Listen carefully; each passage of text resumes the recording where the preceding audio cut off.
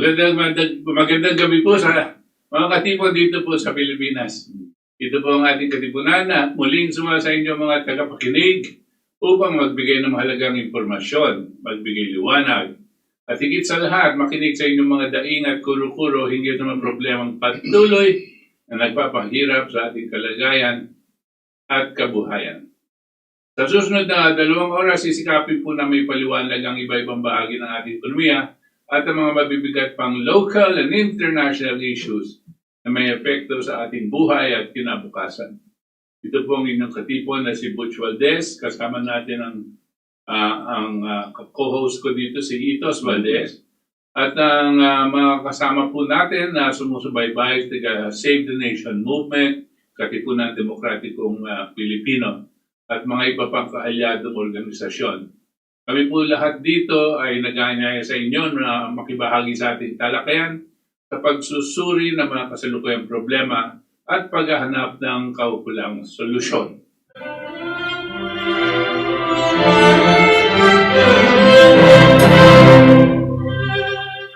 Okay, now is November 8. November 8 na po.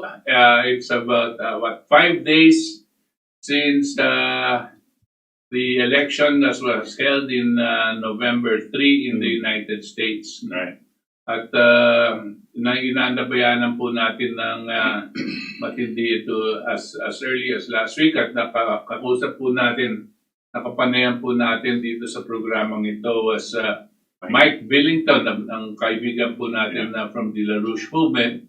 At kung nasaksihan nyo yon at narinig nyo, karamihan po ng ang aming expectations ay nangyari, no? Ito pong inantabayanan natin na mangyayari sa eleksyon at pinaghahandaan at ginagawa ng mga kalaban ni Trump, President Trump, no? Ay nangyari nga, lalong-lalo na dito sa pag-organize ng mga mail order votes. Mail-in votes. Kung sabihin, bumoboto sila at nilalagay nila sa koreo, no? At pinapadala sa kung saan man yung pagbibilangan ng mga boto, no? At nagkaroon po ng malaking kontrobersya dito dahil ang sinasabi po ng mga Republicans at mga grupo ni Trump magkakadayaan dito sa mail-in votes. Kasi po dito madaling mandaya, no? At ito na nga ang nangyari at ang sinasabi pa nung yung ibang lugar na sa mga nung gumawa ng petisyon ang mga abogado ni President Trump na kinakailangan na pigilin ito, ang sinabi ng korte, basta nakalagay dyan postmark November 3, ibig sabihin, pagkaboto nila, bago nag-November 3 at natanggap ng November 3 yung botong yun, kailangan mabilang. Ang nangyari po, sa karamihan ng mga sa Amerika, different states, mga at least 6 yung pati pinag-uusapan, ay hindi nila pinansin yung November 3 na postmark. Ibig sabihin, bagamat ang kanilang batas ay November 3 ang halalan, pagdating ng November 4, November 5, November 6, November 7, hanggang kahapon, bumoboto pa rin yung mga tao. No? At yun po ang nabibilang nila dahil as of November 3, yung pong resulta ng eleksyon, yung unang bilangan ng eleksyon, dagsaan ang mga boto ni President Trump. Right. Leading siya sa parang landslide talaga. Leading siya sa mga ibang sa lahat ng 6 states na pinag-uusapan natin. Right. Mga iba, lalo na, wala ang question na yun. No? Pero, ano pong nangyari? Nung gabi ng November 3, at nagbibilangan. Nakita pong ganito, biglang tigil ang bilangan. Biglang tigil ang bilangan. Tapos, nag-umpisa sa madaling araw, 4 o'clock the next morning. Nakakilabot po, habang inantabayanan natin yung nangyayari, nakakilabot dahil sabi, parang nangyari na to sa amin. Parang ito ang nangyayari sa amin nung bigla-biglang nag-iba na ang mga bilangan ng boto. Lamang na yung kalaban. At hindi na huminto, tuloy-tuloy na nilang kinakain yung lamang ni President Trump. Ang sabi nila, dahil pumapasok yung mga boto nakaling sa mga mail-in votes. No? Kaya, maski maraming mga nag-o-object, maraming ayaw payagan yung mga poll watchers, makita talaga yung ganyan. Yung kaila Trump. No? Ayaw payagan yung sila Trump makabantay. No? Sige lang, boto ng boto. Tapos tinutulak nila sa mainstream media na nananalo na nga si Biden. At siyempre, as early as 2 days ago, 3 days ago, alam na natin na ito ang kanilang plano. No? At kunwari, nakatutok naman tayo lahat sa mainstream media, ang ating mga kababayan, wala nang ibang pinapanood yan kundi CNN tsaka yung mga ABS-CBN, online, GMA, TV5. So, yung mind conditioning andyan na po, tapos sasabihin, ito na ang nangyari. At sabi na, panalo si Biden. Parang ang nagproklama na nanalo si Biden ay ang mainstream media. Ang sinasabi nila, wala na, tapos na yung boxing. Oo. Okay na yan, wag nang reklamo kasi panalo na talaga. So, ang dami na nagko-congratulate. Pero yung mismong announcement, yung gobyerno, ang gobyerno ang mag-a-announce ng sinong panalo. Kung sinong panalo officially. Right. No?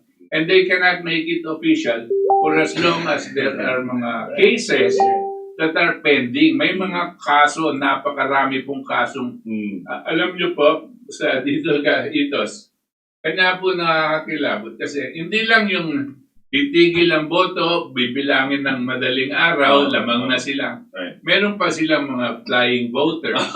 Yung mga tao na hindi tiga doon, no? Parang linilipat nila papunta doon at boboto na naman doon. No? Tapos meron pa rin silang mga boto na patay na, nasa matagal na daw patay. 1880s pa daw, buhay. Isa, 80. Basta gagamitin nila para bubot. Parang sabi ko, nangyari na yata. Baka ang consultant nitong mga to, tiga dito sa Pilipinas. Si Andy Bautista daw Nandun daw Bagay, no? Pero hindi lang si Andy. Dami natin mga eksperto sa dayaan dito. No? So, lahat halos. Lahat ng kanilang mga ginawa, maintindihan nyo po, yung mga dagdag bawas, yung mga ganyan, maintindihan nyo po nangyari po sa bansang Amerika. That's why punong-puno sila. Kanya lang there are 50 states. Nakatutok sila sa 6 na states na what they call swing states. No? Yung mga abogado. No? At meron pong mga maraming ebidensya ng katiwalian. You also mentioned parang yung voting, the ones who came out to vote versus the total number of voters. Sinabi niyo sa akin kanina, Chairman, about imposible daw na. Imposible kasi po ganito, ha?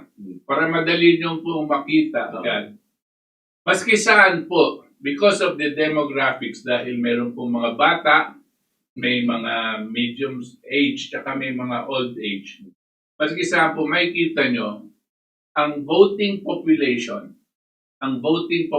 ng isang bansa ay umaabot sa about approximately about 50% of the total population.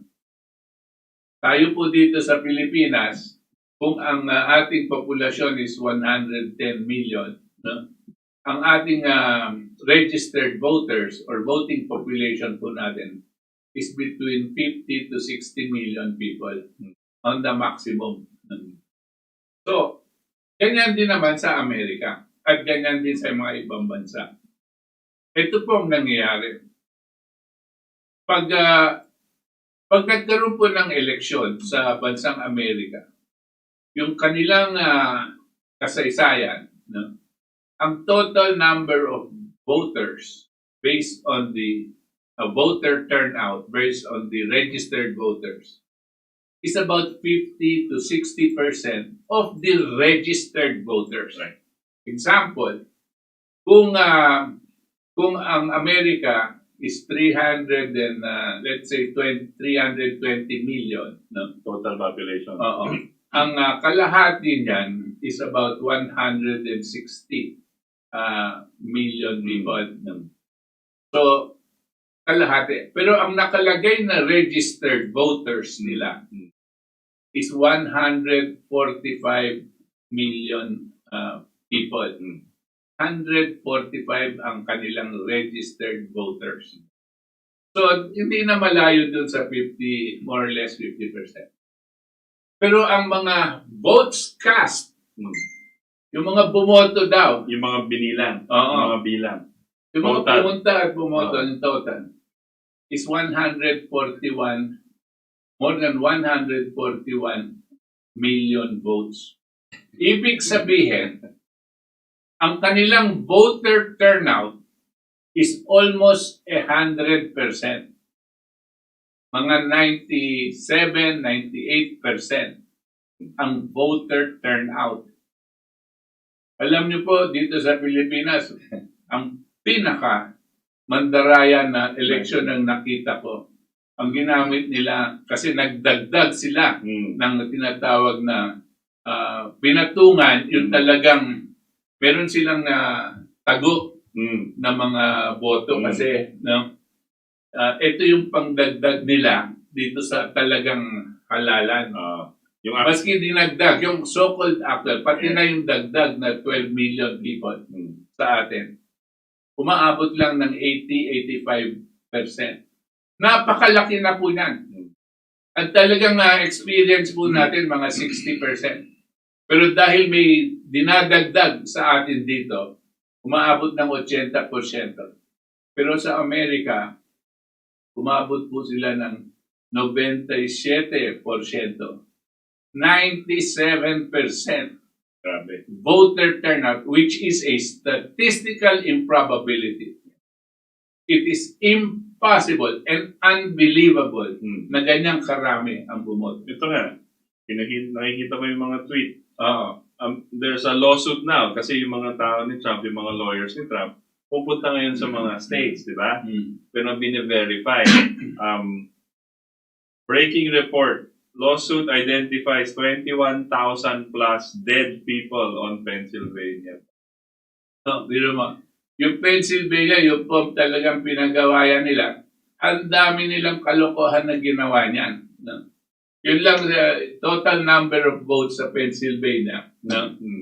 Based on the registered voters, saka voter turnout, ang kanilang total voter turnout dito, umaabot ng mga 80-90%.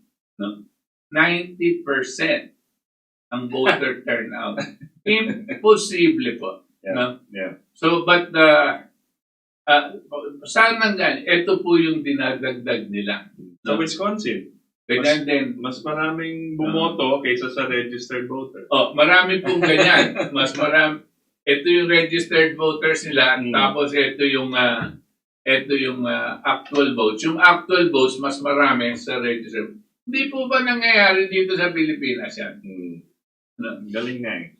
Pero ang problema ito sa Amerika, iba-iba silang states. Right. They're the ones who set the rules. Every state, yung governor doon, siya ang namumuno ng electoral team. Yeah. No? Siya ang namumuno ng mga tigabilang, siya ang batas ng electoral process doon. No? Tapos, kung may dayaan, tinitira yung governor kasi siyang in charge dun sa sistema nila. Kaya yung mga kasong sinasampa laban dito sa electoral process, tsaka ang mismong governor. Ngayon, como states yan, meron din sarili silang korte. Meron silang court, parang regional court or parang state court. Then meron silang Court of Appeals. Tapos meron din silang Korte Suprema. State Supreme Court. Court. Doon sa estado nila.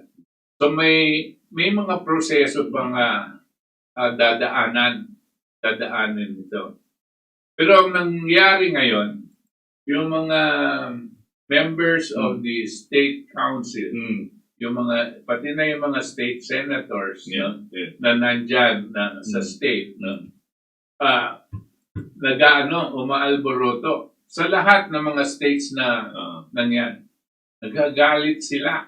Ano ba talagang nangyari? Ano ba yung mga dayaan? Ano ba yung, ito po ang lumalabas.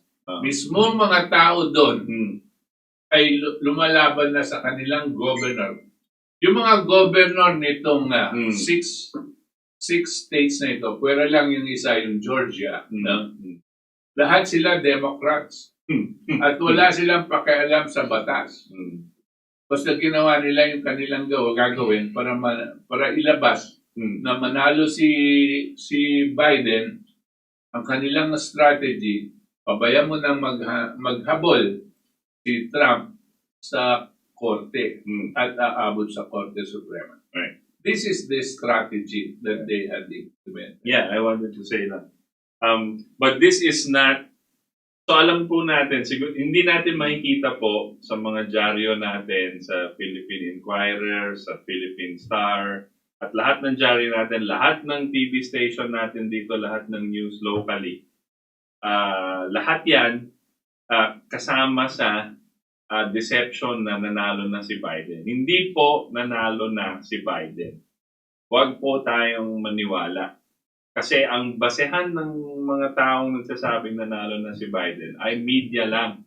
Mainstream media lang. Yung media lang nagsasabi. Hindi official po yon. Ang gusto nilang mangyari, mag-iingay sila ng mag-iingay na manalo na si Biden. Pina-speech pa si Biden na parang siya na yung presidente. Hindi pa nagko-concede si President Trump. Wala pa siyang sinasabi, hindi. Sige, panalo na siya. Okay na.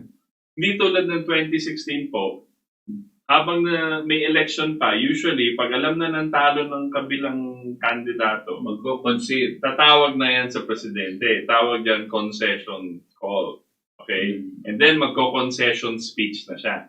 Ibig sabihin niya, salamat sa lahat ng tumulong, hindi tayo umabot, pero tulungan natin ang presidente. Usually, yun po lahat ng presidente. Si Hillary, tumawag kay Trump, nag-concede na. Ibig sabihin, alam niya na natalo na siya. Paano kung alam ni Trump siya yung nanalo? Paano kung alam ni Trump na maraming dayaan? Paano po kung alam ni Trump, bakit siya magko-concede? Diba? So, I just wanted to get there. How did we get to this point? Ngayon lang ba? Overnight lang ba nangyari ito? Hindi. Hinahanda na po ng mga kalaban ni Trump this whole year kung ano yung mangyayari sa Nobyembre. So alam na po natin. So we have a video from Newsmax. You should have seen this coming. My God. Si Roxy. Okay, so let's watch this first and then magre-react po kami after. Ito Newsmax po. Ito sa internet, sa YouTube. Tignan po natin. Election chaos 2020. You knew it was coming. After months of engineered chaos on the streets, engineered chaos came to America's polling places. Hundreds of thousands of ballots turned up seemingly out of thin air.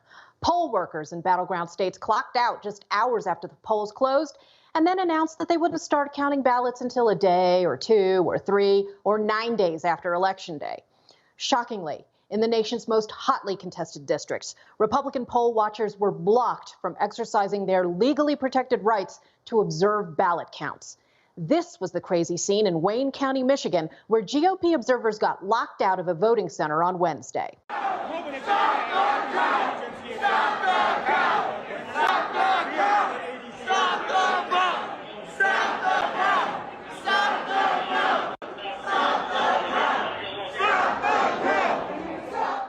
Michigan poll workers even taped pizza boxes to windows to obstruct poll observers' views. I don't know if you can blow it up because it's not big enough. Stop it from doing that. Pizza boxes to cover this room as we speak right now. GOP poll worker and activist Matt Seeley was there, and he described to me what happened when he and several hundred observers and challengers showed up to do their jobs. All of a sudden, they locked the doors and said, we're at capacity, no one else is coming in. And then they announced, if you guys want to go get lunch, go get lunch. So a lot of our workers left to go get refreshment in this ballroom that they provided us with, thinking that when we left the room, they'd let another Republican in to take our place, right? Mm-hmm. Not only did they not let them in, they didn't let the person who went to lunch back in. Meanwhile, the Democrats inside the counting room were provided with an area where they could have bottled water, coffee, donuts. They brought in Jimmy John's box lunches, so they never had to leave the room. So they knew in advance they were going to lock us out. And here was the scene on Thursday outside the convention center in Detroit, where GOP observers were locked out as Democrats conducted their secretive count away from prying eyes.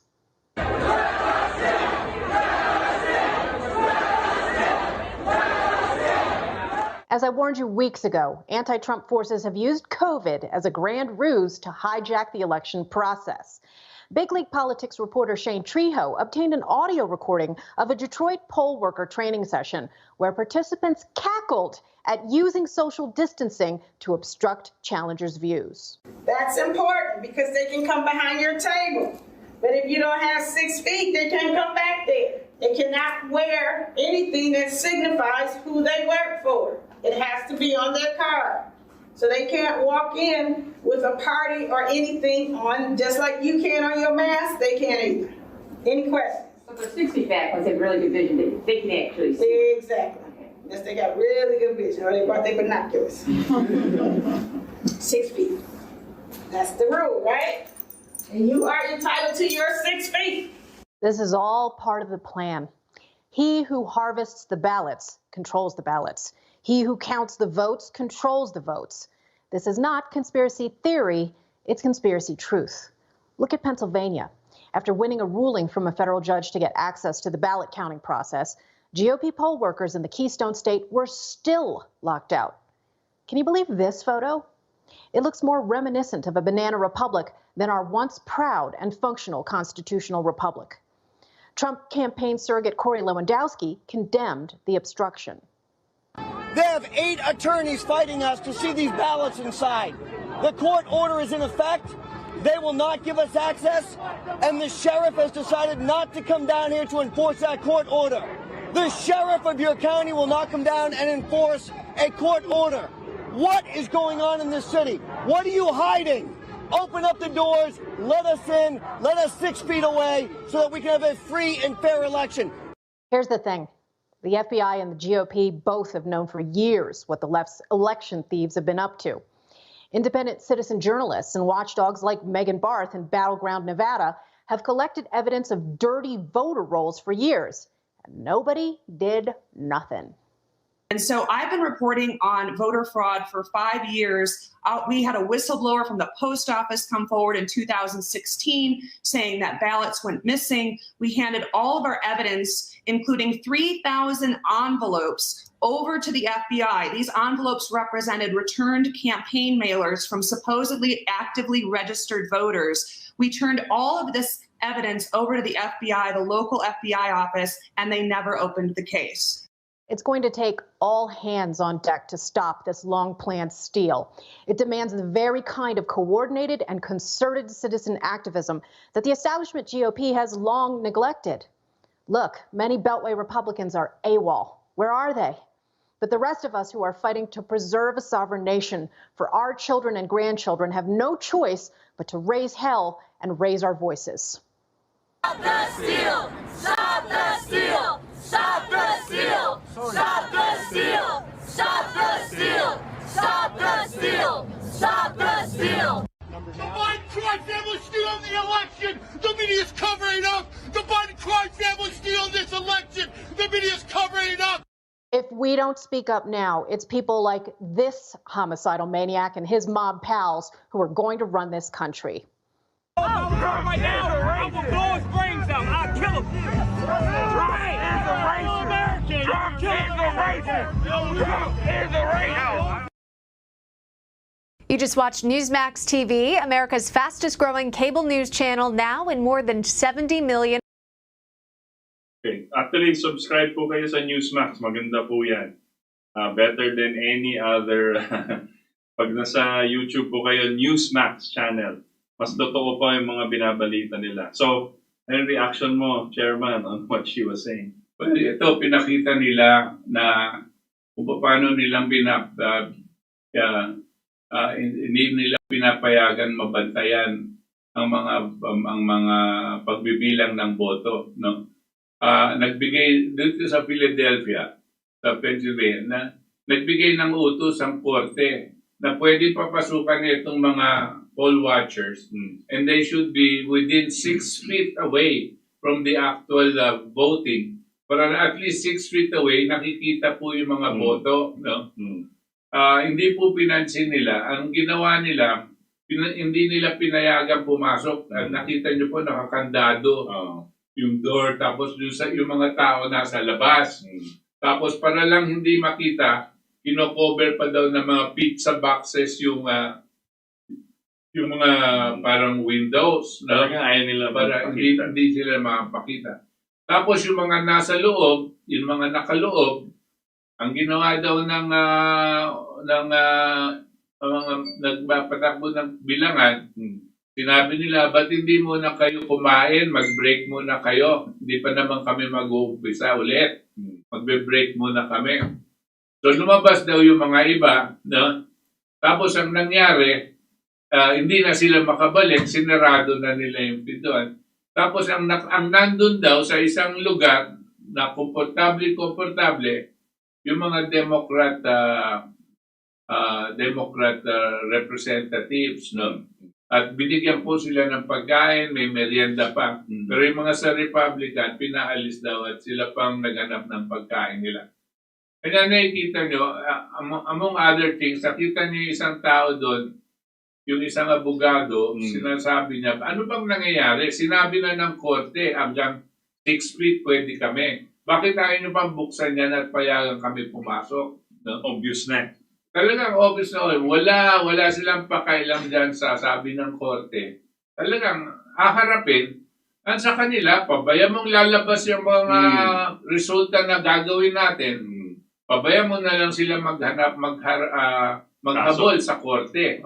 Kasi yung korte naman, hawak naman natin yung mga husgado dyan o yung mga karamihan sa mga tao dyan. Tapos saka matagal yung proseso.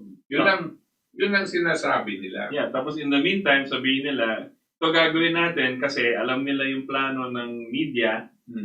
Habang bilangan, sasabihin lang nila, panalo na si Biden, ipapalabas niya yun sa media. Ibig sabihin, planado po yan lahat. Okay? So, it is... As here in the Philippines, tayo dito, dapat kabisado na natin yan eh. Dahil ginawa sa atin yan at ginagawa sa atin yan.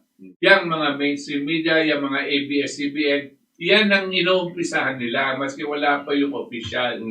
Tinutulak nila yung mindset para yung tao, mataas na yung expectation na panalo na sila. Right. At tuloy-tuloy na nilang isisigaw na panalo yung ano. Maski na hindi pa official at hindi pa nagko-concede. Kung minsan, pati na yung kandidato natin, nadadala dyan, no? At nagko-concede na siya dahil sinabi ng ABS-CBN, panalo yung kabila. Yan ang ginawa kay Erap. Si Erap, nag-concede. And actually, siya dapat yung nanalo. No? Correct. Yung panahon ni Noynoy Aquino, no? Pero nag-concede siya. Bakit? Dahil lang mainstream media, yun ang sinasabi. No? So, sinabihan na siya, okay na yan, payagan na natin. So, ngayon na nangyayari kay Trump daw, sa usapan around him, yung mga traidor nakasama ni Trump, sinasabi na rin siya sa kanya na mag-concede. Okay na yan. Tapos, ano na lang tayo, tignan natin kung paano tayo mag-negosyo or we will work together. Pero si Trump, alam nyo naman yun eh. Lalaban yun eh. Lalo na't alam niya na panalo siya. Grabe yung ginawa. Yung as of November 3, lamang na lamang siya. Yes. Tapos binigil nila yung bilangan. Tapos biglang pinasok na nila yung mail invoice. Yung sa Koreo, yung sabi nila sa Koreo, pwede na manufactured lang yung mga bottom yun. No? Tsaka pinakabantaas na incident for fraud sa election. Kasi Koreo lang eh. So, pero ang rason daw, ang nag-umpisa ng ideya o iisip na gawin yung mail-in voting ay yung mga Democrats mismo. Noong August pa, I think, or July. Alam nila, doon sila makakadaya. Yes, because sasabihin nila, COVID daw,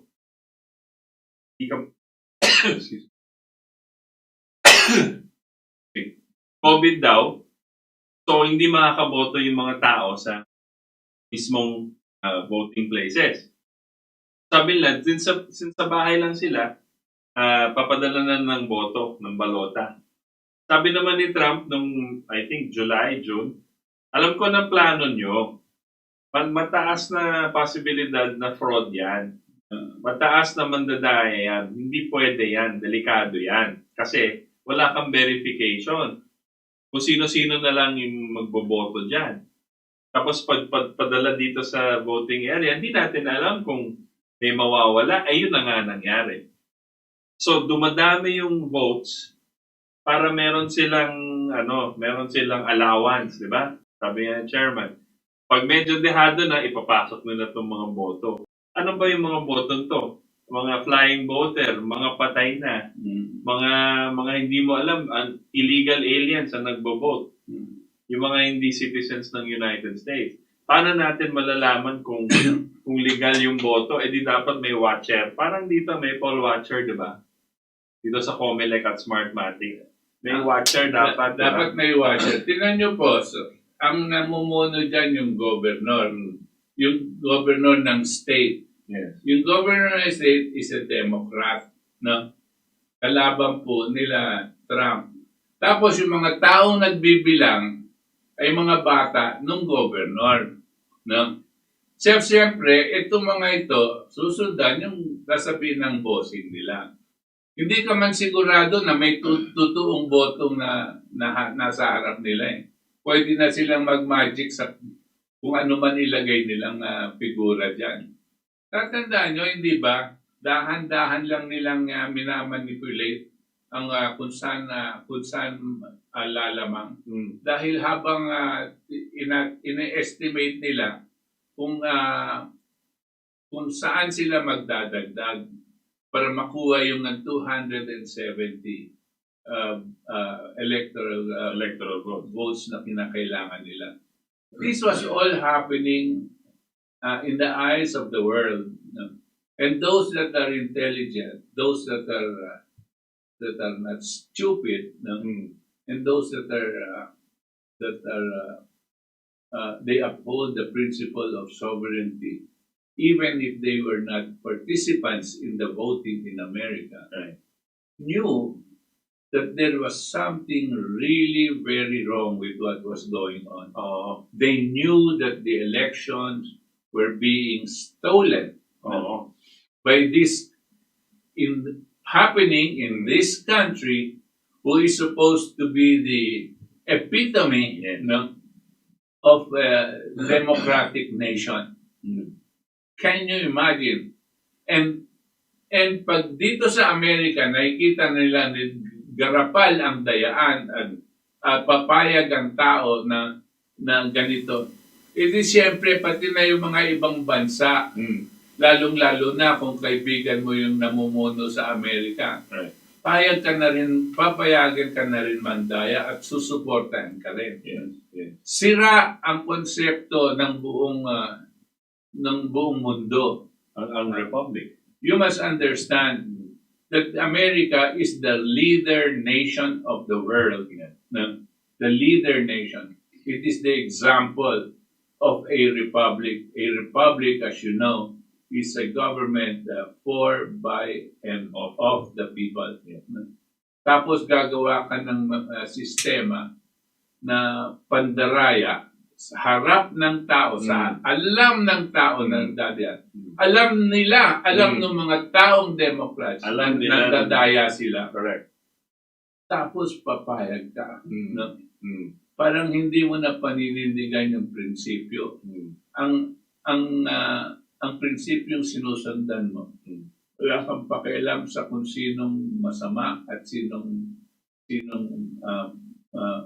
mabait. Wala kang pakialam what is good and what is evil, as long as you win. As long as you get into power. And this is the sad part about it. Despite the fact that you're able to get into power, you do not care if there are processes that's supposed to be are laid out to negate that greed and grab for power. Right. Kasi may mga korte, may mga proseso. Safeguards yan. Sa kanila walang pakialam kasi mga tao ko yan No? Binabayaran ko yan. Sino ba ang nandito behind all of this? Kaya itong pera, itong malalaking operation. Ang oligarko. Katulad po ng sinasabi natin dito, yung oligarko, ang pinakamalaking oligarko na naglabas ng pera para dito sa malawakang pandaraya sa Amerika is J.P. Morgan. At yung pong J.P. Morgan, yan ang isa sa mga pinakamalaking bangko sa mundo. No? Kinalaban ni Roosevelt.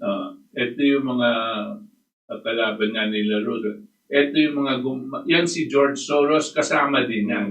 Pero si George Soros siguro kapiranggot lang sa JP Morgan. Yan ang bumuhos para pondohan itong malaking pandaraya para tanggalin po si Trump. Bakit po? Because matagal na natin sinasabi, ang kalaban ni Trump ay yung tinatawag natin deep state. Yung deep state, siya ang may intensyon na hawakan ang bansang Amerika. Dahil alam nila, pag nahawakan nila yung bansang Amerika, hawak na rin nila ang karamihan sa mundo. Actually, lahat. Halos lahat. No? Meron pa silang makakalaban, siyempre, yung mga malalaking ekonomiya at may military power like Russia and China. No? And even India. No? So kanya po nang sinasabi natin, pag si Biden ang nanalo, hindi si Biden ang magpapatakbo. Sa katunayan, ang magpapatakbo dyan, yung deep state. Balik na naman sila. Tapos, papasukan natin, mabilis na mapapasukan natin ang isang sitwasyon na magkaroon ng malawakang gera. Yeah. I wanted to add lang, no? Yung Amerika po, alalan po natin. Yung Amerika po ang nag-umpisa ng ganitong klaseng government. A Republican nation state. Yung boto nyo po ay mahalaga. So they vote directly for president. Yan ang unang-una established 1776 by the Declaration of Independence for all mankind. All men are created equal and have the inalienable right to life, liberty, pursuit of happiness. Okay? Walang ibang gobyerno ang gumawa nun. And throughout their history, yun ang tinitignan ng buong mundo at ginagaya. Tayo, ginaya natin yung sistema ng pagboboto. Ano ba yung pagboto? Ang pagboto ay iyong participation in the political system. To select your leaders. Now, kung yun nasira, parang tayo dito, Comelec and Smartmatic, sinira na nila, bayaran na lang yan. Kung ang Amerika ay mahulog, siya yung pinaka tinitignan, nasa pedestal yan, yung Amerika. Pag yan natumba, wala nang kalaban itong deep state. kahit sinong eleksyon, kahit sinong bansa, pwede nilang manipulahin. Di ba? At yan ang gusto mangyari nila Soros. At hindi kami nag-iimbento po. Sila mismo nagsabi in interviews. Si Soros, sinabi niya na delikado ma-re-elect si Trump. Pansamantala lang naman yun eh. Confident ako maaalis namin si Trump. Hindi ako nag-iimbento, sinabi niya po yun, hanapin niyo po sa YouTube. Hanapin niyo po, sinabi niya yun. Yan ang gusto nilang mangyari. And when someone like George Soros, who controls majority of the media in the world, controls the finances, is working with yung mga taga-deep state. They control the agriculture, medicine, pharma, food. They control, if they say they don't want Trump, ito nga nangyayari ngayon. Never po nangyari sa history ng Amerika itong nangyayari ngayon. Sa eleksyon, ay mga ginagawa nila. Never po ang nangyari nito. So, this is unprecedented and it's exciting to watch because si Trump, hindi magpapatali. ang ano dito is ito sa'yo, di ba? Trump represents the people. Yes, No? not Republican. Not just the Republicans. Yeah. Represents the people, the American people. No? Now it's the people that have no other voice but Trump. No? Yeah. Laban dito sa mga nangyayari, Yeah. itong mga deep state. No? Itong mga taong may control sa buhay ng mga mamamayan ng Amerika. No? Now, they want Trump to be able to do it. Now, because Trump is leader of the people, yung pong mga galamay ng deep state na nasa iba-ibang ahensya ng gobyerno, ay nagsasama-sama para tanggalin si Trump o sirain ang plano ni Trump. Dahil po masyadong malakas ang sitwasyon, naghanap sila ng paraan paano siyang matanggal. Tatandaan niyo po, noong pagka-presidente niya, nag-umpisa agad ang pagtatanggal sa kanya. Gunamit nila, sinabi nila, nakipag-areglo siya sa Russia para manalo ng 2016. Pagkatapos Dinaya daw. matagal yan. Dinaya daw nila ng Russia yung pagkapanalo niya. Matagal yan. Pagkatapos, hindi umubra, lumabas na hindi totoo. Pumasok naman sila sa impeachment. Yung impeachment, gusto nilang matanggal siya dahil meron siyang telephone conversation dun sa presidente ng isang bansa sa Ukraine. No? At merong parang bahid na anomalya na sinabi ni Trump daw. Oo, na habang pinag-uusapan nila ang sitwasyon, kung meron bang mga nangyayari na kasama ito. Habang pinag-uusapan din nila yon, yung mga dating nakaraan na administrasyon, kung meron silang mga ibang ginawa noon na hindi tama. Tapos, ang sinabi niya din, meron kayong tulong na hinihingi sa Amerika at ako na ang bahalang magpapabigay nito. Ang interpretasyon na ginawa po ng kalaban niya sa Kongreso ay yung salitang yon ay parang sinabi nila ang interpretasyon, ang ibig mo talagang sabihin noon, maski na hindi niya sinabi, ang ibig mo sabihin noon, pag hindi mo sinabi ang sikreto ng mga Biden na nagnenegosyo sa inyo, hindi ko ibibigay etong US aid sa inyo. It never came out that way. Pero yun ang itinulak nilang reason. And that's the reason supposedly for the impeachment. Kung majority nasa lower house sa Congress, na-impeach siya, pero aakyat yan for decision sa Senado, katulad po dito sa atin, yung sa Senado, inacquit siya. He was acquitted. So every step of the way, they were trying to stop him, Hindi sila tumigil. and destroy him. So here comes, of course, the election period. No, may COVID pa. The COVID was in the process. The election period was in the midst of a COVID.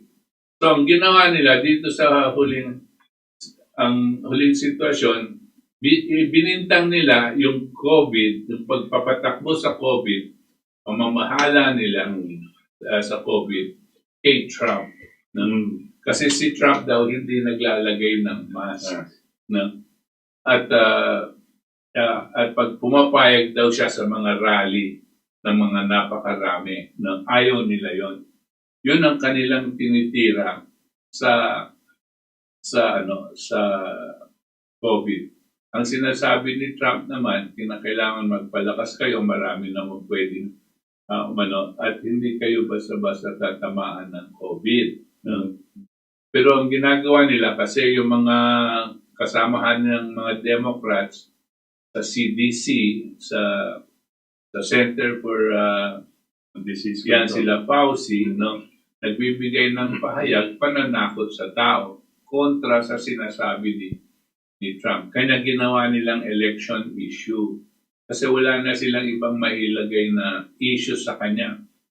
Dahil gumagawa siya ng paraan para magkaroon ng malawakang kapayapaan.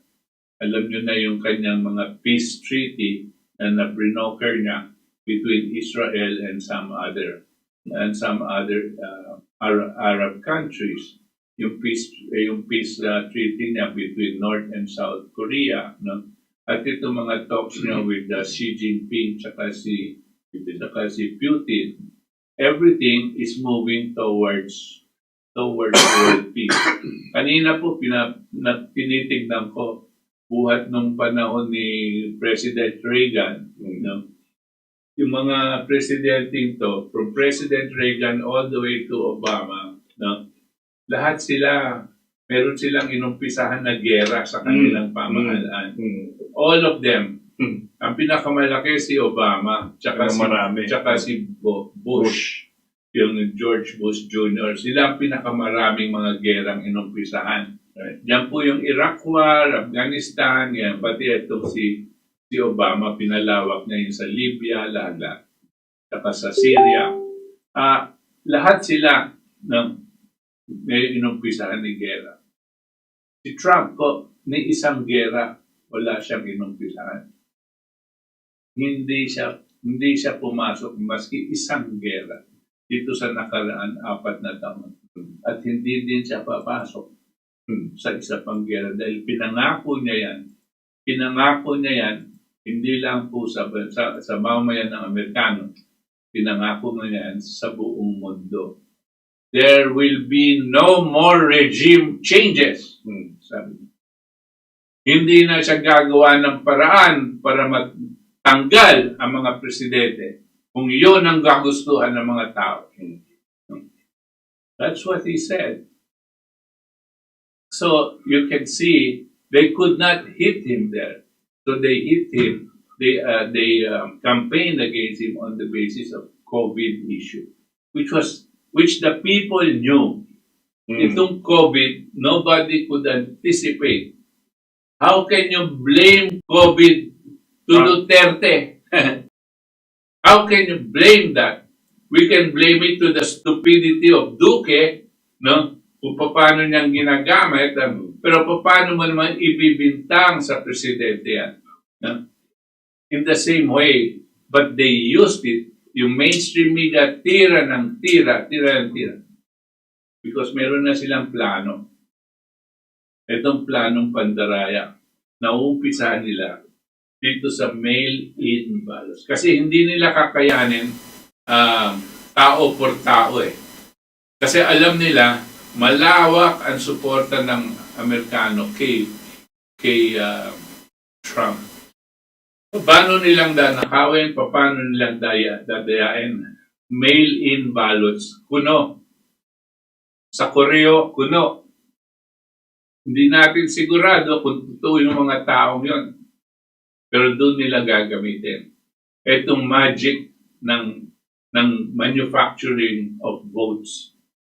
This is how it was done against Trump.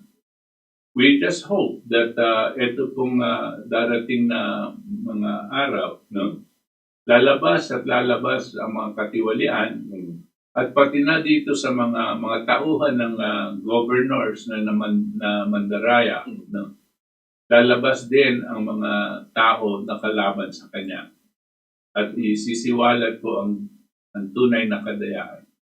Now, this will happen on a state-to-state basis. Kasi every state has its own Supreme Court. Now, pag malawak na at nakita meron parang national conspiracy to cheat, and the method of cheating is the same, baka pumasok po ang Federal Supreme Court. Yung federal po, ito yung pinakamalaking Supreme Court sa buong bansa. At baka dyan po ma-decide kung sino ang tunay na presidente ng bansang Amerika.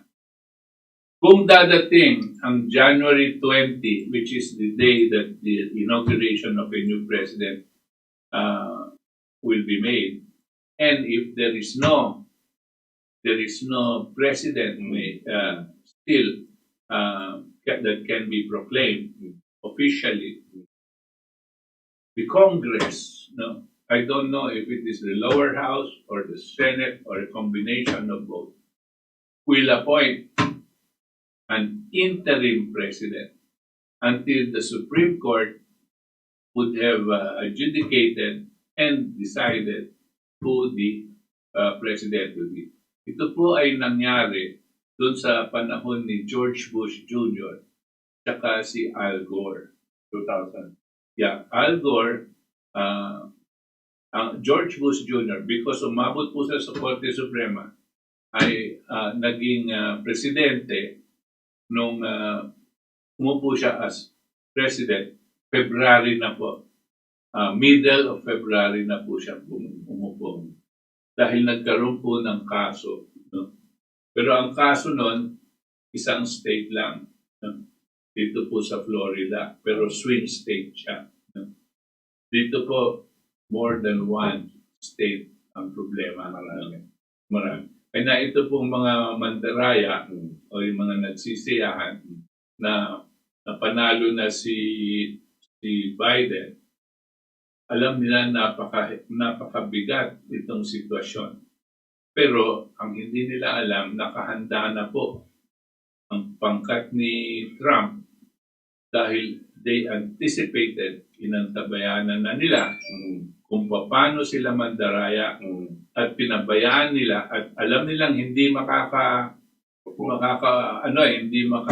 hindi mo mapipigilan no?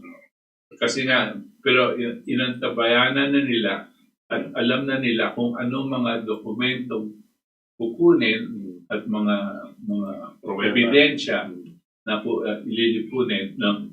Para sa mga kaso nilang isasampa.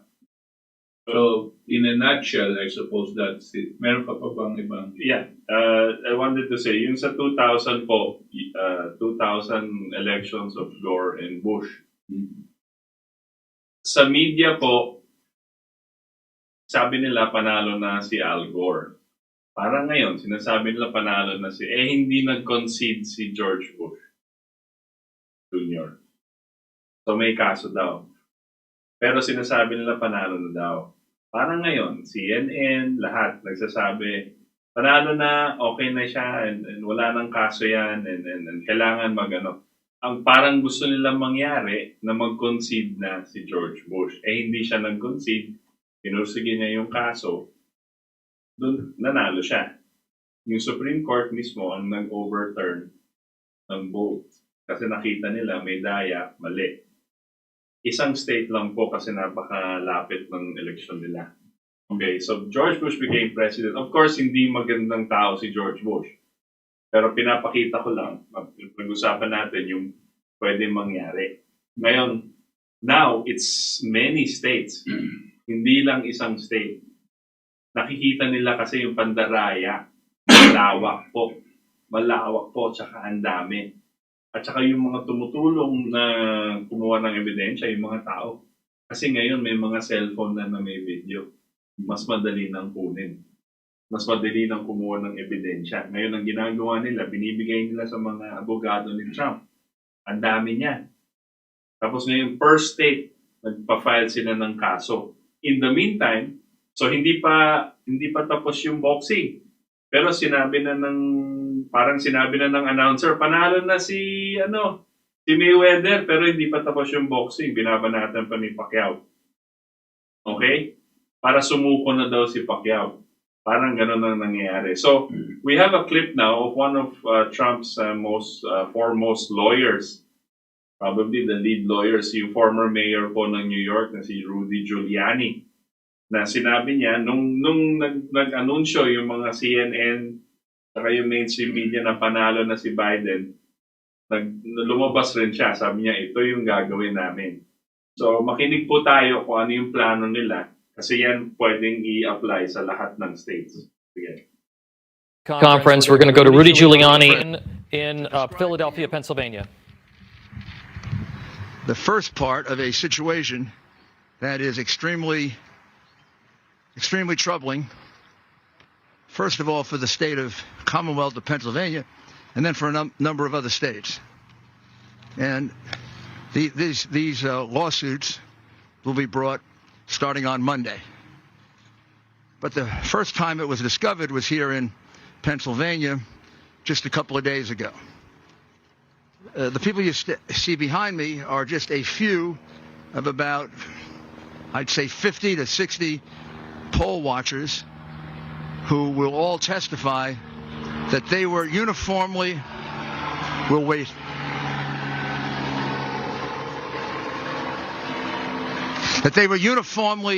deprived of their right to inspect any single part of the mail-in ballots. As you know, from the very beginning, the mail-in ballots were a source of some degree of skepticism, if not a lot of skepticism, as being innately prone to fraud. The New York Times had written that 10 years ago under other circumstances, but of course changed their mind once it was a situation involving President Trump.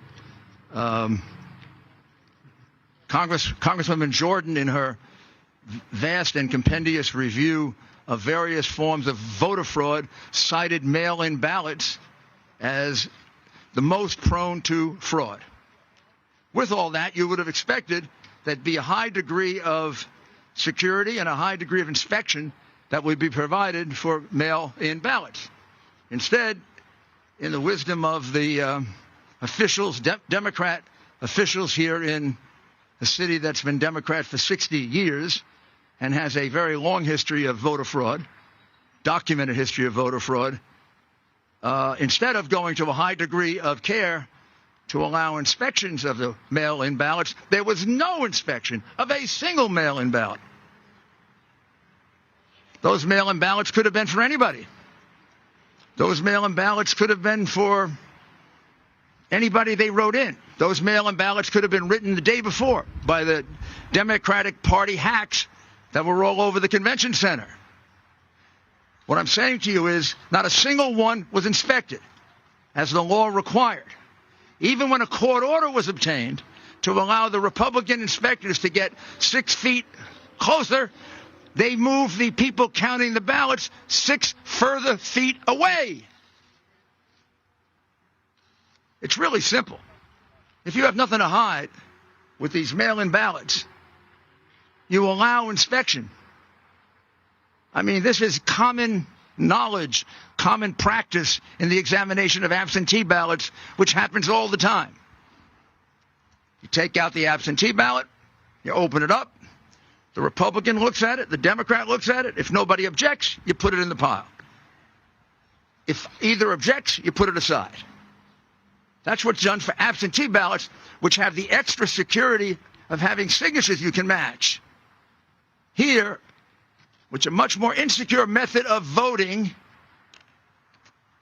No Republican got a chance to look at that ballot. Some of the ballots you will see looked suspicious. From very far away, they look like same pen, possibly same handwriting. We can't say that because we never got to see it. And now, you're also going to find that way across, on the other side of the state, there is a similar situation in Pittsburgh involving 300,000 ballots that were uninspected, unreviewed, not observed by a single Republican. Not a single one. It's got to be a pattern. As a friend of mine says, I don't believe in conspiracies, but I also don't believe in coincidences. Kind of funny that all Republicans were rejected here, and all Republicans were rejected in Pittsburgh, and it amounts to about, just about the 700,000 votes that President Trump was ahead by 2 days ago that disappeared. And we have no way of knowing, because we were deprived of the right to inspect, if a single one of those ballots is legitimate. That is unheard of. It's illegal. It's unconstitutional. And we will be bringing an action challenging that. And I emphasize to you, it's only one of the many other infirmities in this election.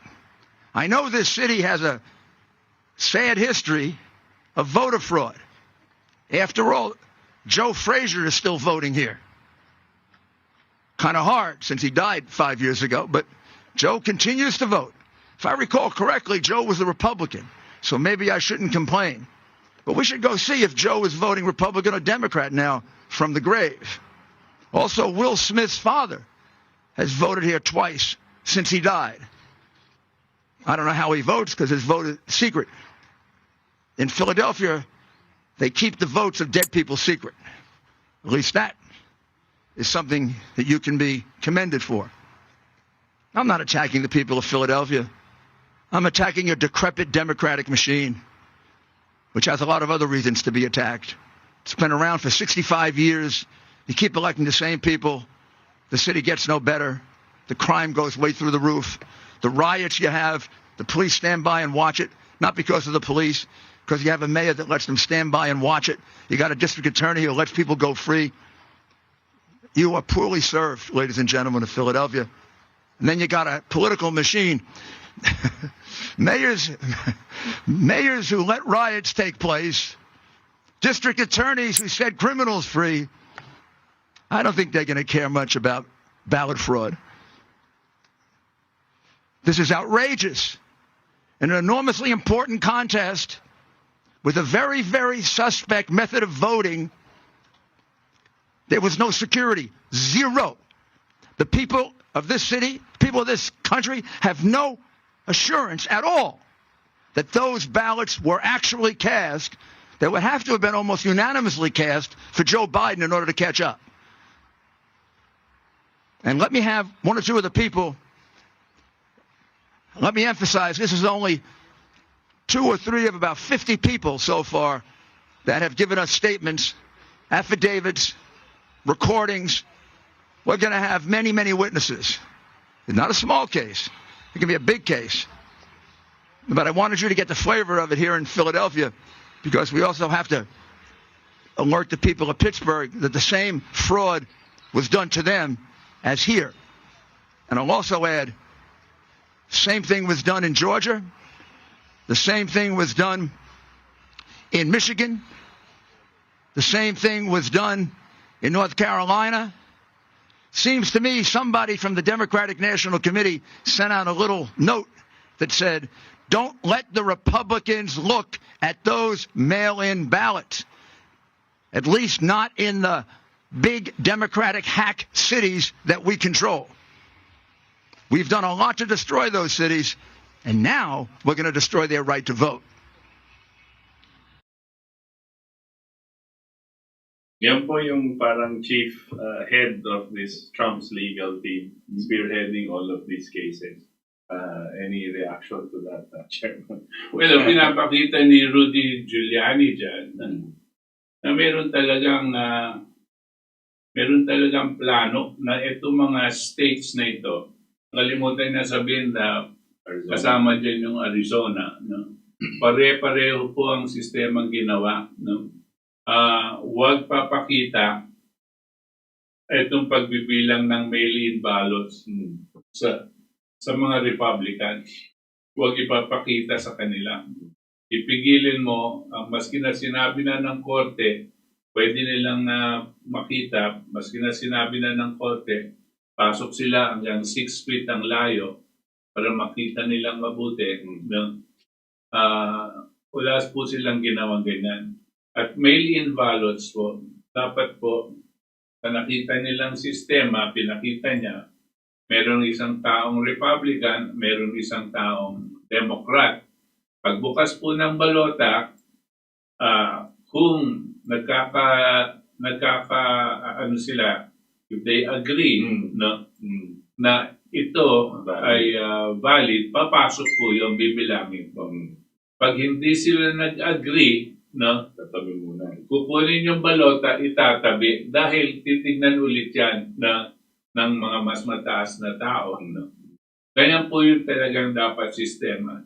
Hindi po nangyari yon. At hindi lang sa hindi nangyari yon. No? Yung pong representante ng Republican Party, hindi po pinalapit. Linayo sila ng linayo o kaya sinarado nila yung pinto para hindi makapasok. So tira lang sila ng tira na pagbibilang. No? At wala silang kaalaman kung ano yung binibilang. Of course, nandiyan na yung sinasabi niya na may mga patay na bumibilang. Ganyan po talagang nangyari. At ang hinahabol nila, ilan daan libo, no? Sa iba-ibang mga states. No? So, sa kakahabol nila noon, nagdagdag sila ng dagdagdag na mga balota dahil napakalaki ng hahabulin nila. At kuminsan po, meron silang mga dinadagdag, let us say, isang 150,000 votes para kay Biden, tapos si Trump, 0. No? Imposible pong mangyari yun. No? Pero ganyan po ang kanilang ginagawa. So, at alam na nila Giuliani kung ano, kaya ihahabla nila ito, idadaan nila sa proseso. At palagay ko, dahil magagaling naman silang mga abogado, no? Hindi pwedeng hindi sila pakinggan, at hindi pwedeng hindi nila usisain yung mga balota. No? Kukuha sila ng mga sample na balota at papakita ng mga mag-i-inspect kung malawakan ang paggawa dito sa sistema ito. Tapos sabi nga ng isa, I think he mentioned earlier also yung mga press note, si Judge Alito rin sa Supreme Court. Sinabi rin niya na ang mga botong pumasok after, I think, 8 p.m. on November 3, hindi na counted. Pag may pumasok pang mga boto pagkatapos yan, medyo malabo na, sabi niya. So, dapat bilangin lang natin yung November 3. Tama naman. Postmarked November 3, ang sabi nila. Kasi may ibang mga boto daw. May mga video po sa internet, kinakalat po ng mga tinatawag na patriots, yung mga nakikita yung mga daya. Bina-backdate po yung mga boto, bina-backdate. So, sinastamp po nila na November 3 kahit November 5 na ang kinuha nila. May mga video po na nakikita yung ganon. So yun siguro, one of those submitted as evidence. We don't know how wide the cheating was, the fraud was, but the way yung ginagawa nila Biden ngayon, minamadali, ang nakikita po natin, medyo desperado sila eh. The bigger they can intimidate Trump na mag-concede, tapos yung buong mundo na hindi ko alam kung bakit nag-congratulations yung presidente natin. Parang hindi nag-iisip. Nakakalungkot po. Napakaaga po ito si Presidente Duterte. siguro masamang advice ang nakuha niya. Na nagbigay siya agad ng congratulatory note kay President Biden. Hindi pa nga nagko-concede si President Trump. Hindi pa nga natatapos yung mga lalabas nila sa husgado. Medyo... Alam naman dapat natin na ang opisyal na bilangan hindi po gawa-gawa ng media. Hindi ang media ang magdidetermine. Wala pong ganyan sa kanilang saligang batas. Wala din ganyan sa atin. Walang-wala sa lahat. Pero napaka-tanga naman natin na hindi natin nakikita ito. Napakatanga yung mga sumusunod sa media. Kayong mga advisor ng ating Pangulo, no? Ang laking perwisyo ang ginagawa niyo para sa ating bansa. Kahihiya, no? Ang ginagawa ninyo. Alam niyo po, siyempre may nag-congratulate dyan sa Canada, sa Germany, tsaka sa England. Mga kasama po yan no? At kasama po yan dito sa tinatawag natin operation ng deep state. Bantayan niyo po yung mga ibang bansa. Si President Xi Jinping, saka si President Putin, sa palagay ko hindi po magko-congratulate yan habang hindi pa sigurado at kung ano ang official government declaration. Yes. At kung nag-concede, kung mag-concede si Trump, nasasabi niya, okay, talo ako, congratulations, Biden, you are the new president. Pag sinabi niya yon, no? Tsaka lang mo pwedeng sundan at i-congratulate mo si President Biden-elect, President-elect. Hindi naman tama. Pero ito naman ginagawa natin, no? Di ko alam bakit, sadya ba yan o katangahan ng mga advisor ng presidente, no? Sadya ba yan? Utos ba yan ng CIA sa atin? No? Ano bang nangyayari? Parang, mismong Mexico, presidente ng Mexico, hindi ba nagtatayo ng bakod si Trump dito para hindi makapasok yung mga illegal ng Mexico? Saka drugs. Yung presidente ng Mexico ayaw pang mag-congratulate kay Biden. Siya na ang apektado dito sa ginagawa ni Trump, di ba? Yun ang sabi nila. Pero sa totoo niyan, no?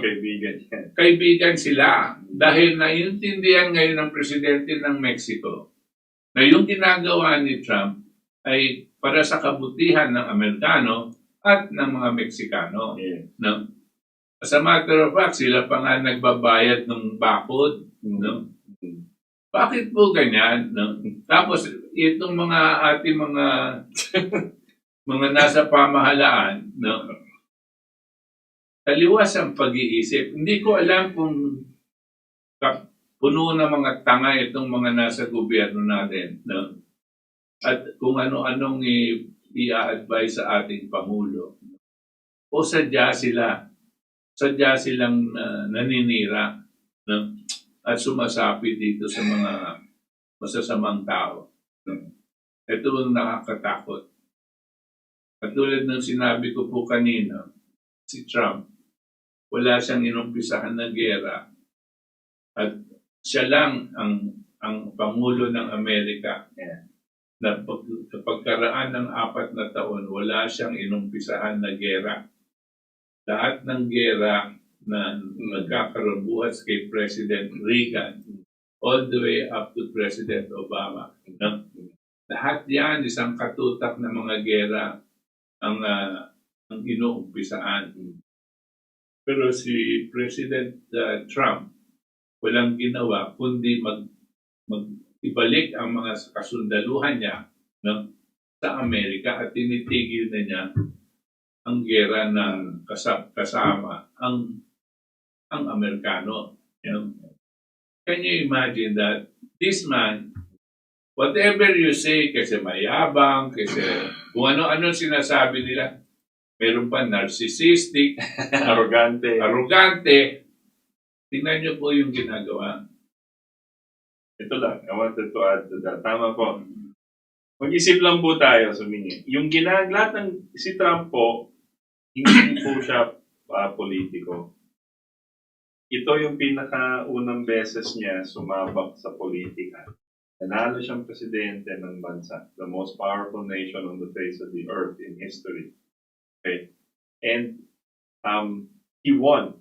So in the past 4 years, ang sinasabi niya, tignan po natin ang lahat ng ginawa niya at sinasabi niya. Ang pinaparinggan niya, yung mga 100 years old na mga politiko, establishment, military-industrial complex, yan ang collectively known as the deep state. And sinasabi niya sa mga globalists, yung mga gusto ng New World Order, yung One World Government, sinabi niya sa mga mukha nila, hindi ako tatanggap ng ganyan. Mali yan. The future belongs to the patriots, not the globalists. Imagine, sinasabi niya to sa mga globalists. In many ways, he has demonstrated, parati niya sinasabi sa mga speeches po niya, nasa internet, mag-rewind kayo, nasa YouTube, na I am giving this country back to the people. Ang ibig sabihin po nun, tinatanggal niya yung mga corrupt sa US. Gobyerno, tinatanggal niya yung mga politiko, pinapasiwalat niya yung baho, kaya ayaw na ayaw siya.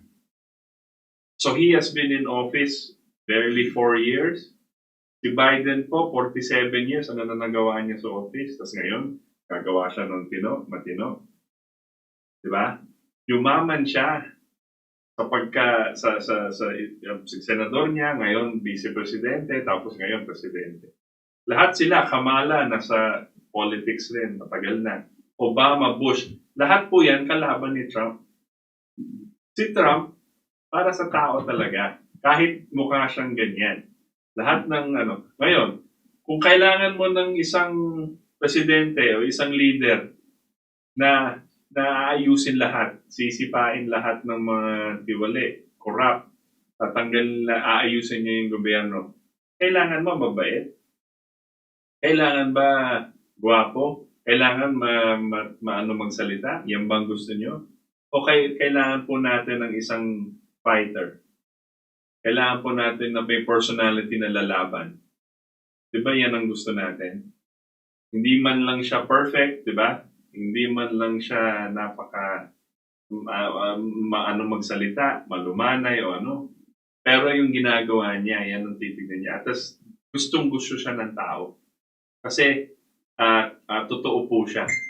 So we have now, I wanted to, before we segue to the other video, ang sinasabi po natin, I wanted to mention, meron na nangyari dati na mail-in voters na they tried it, ang Democrats win versus Republican. Pero hindi sila nagtagumpay. Nahuli sila at kinasuhan sila tapos preso sila. Alam niyo po kung kailan yan? 1864. Panahon po ni President Abraham Lincoln. During the Civil War, yung mga kalaban niya, may election pa rin, di ba? Civil War na ngayon, may election pa rin. Tapos yung pero yung mga kalaban po ni Lincoln, sabi nila, tanggalin na natin to sa opisina. Ayaw na namin kasi talo na yung mga kalaban niya, yung mga bankero, yung mga ganyan.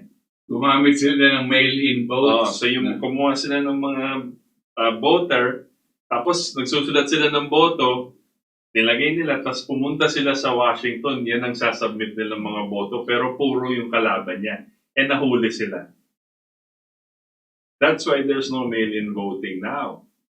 There's so much fraud that can happen. Ito yung nangyayari ngayon. But now, the fraud is much more sophisticated. And again, yung mga kaibigan natin, yung mga sources natin, may sinasabi about this LaRouche PAC. This video is from LaRouche PAC.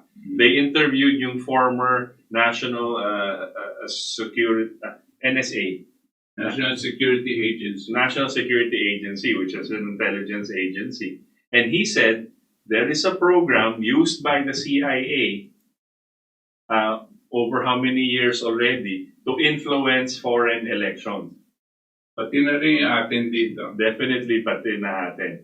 But he was saying na may program siya, software, na pinapasok sa isang computer para pwede magpabor sa isang kandidato or patalo, yung dagdag bawas na mabilisan, na hindi mo mapapansin sobrang bilis. Pag nag-refresh yung boto, ayan na. Tapos hindi mo na matrace. So meron daw ngayon. So we will show you a clip, pinag-uusapan niya to.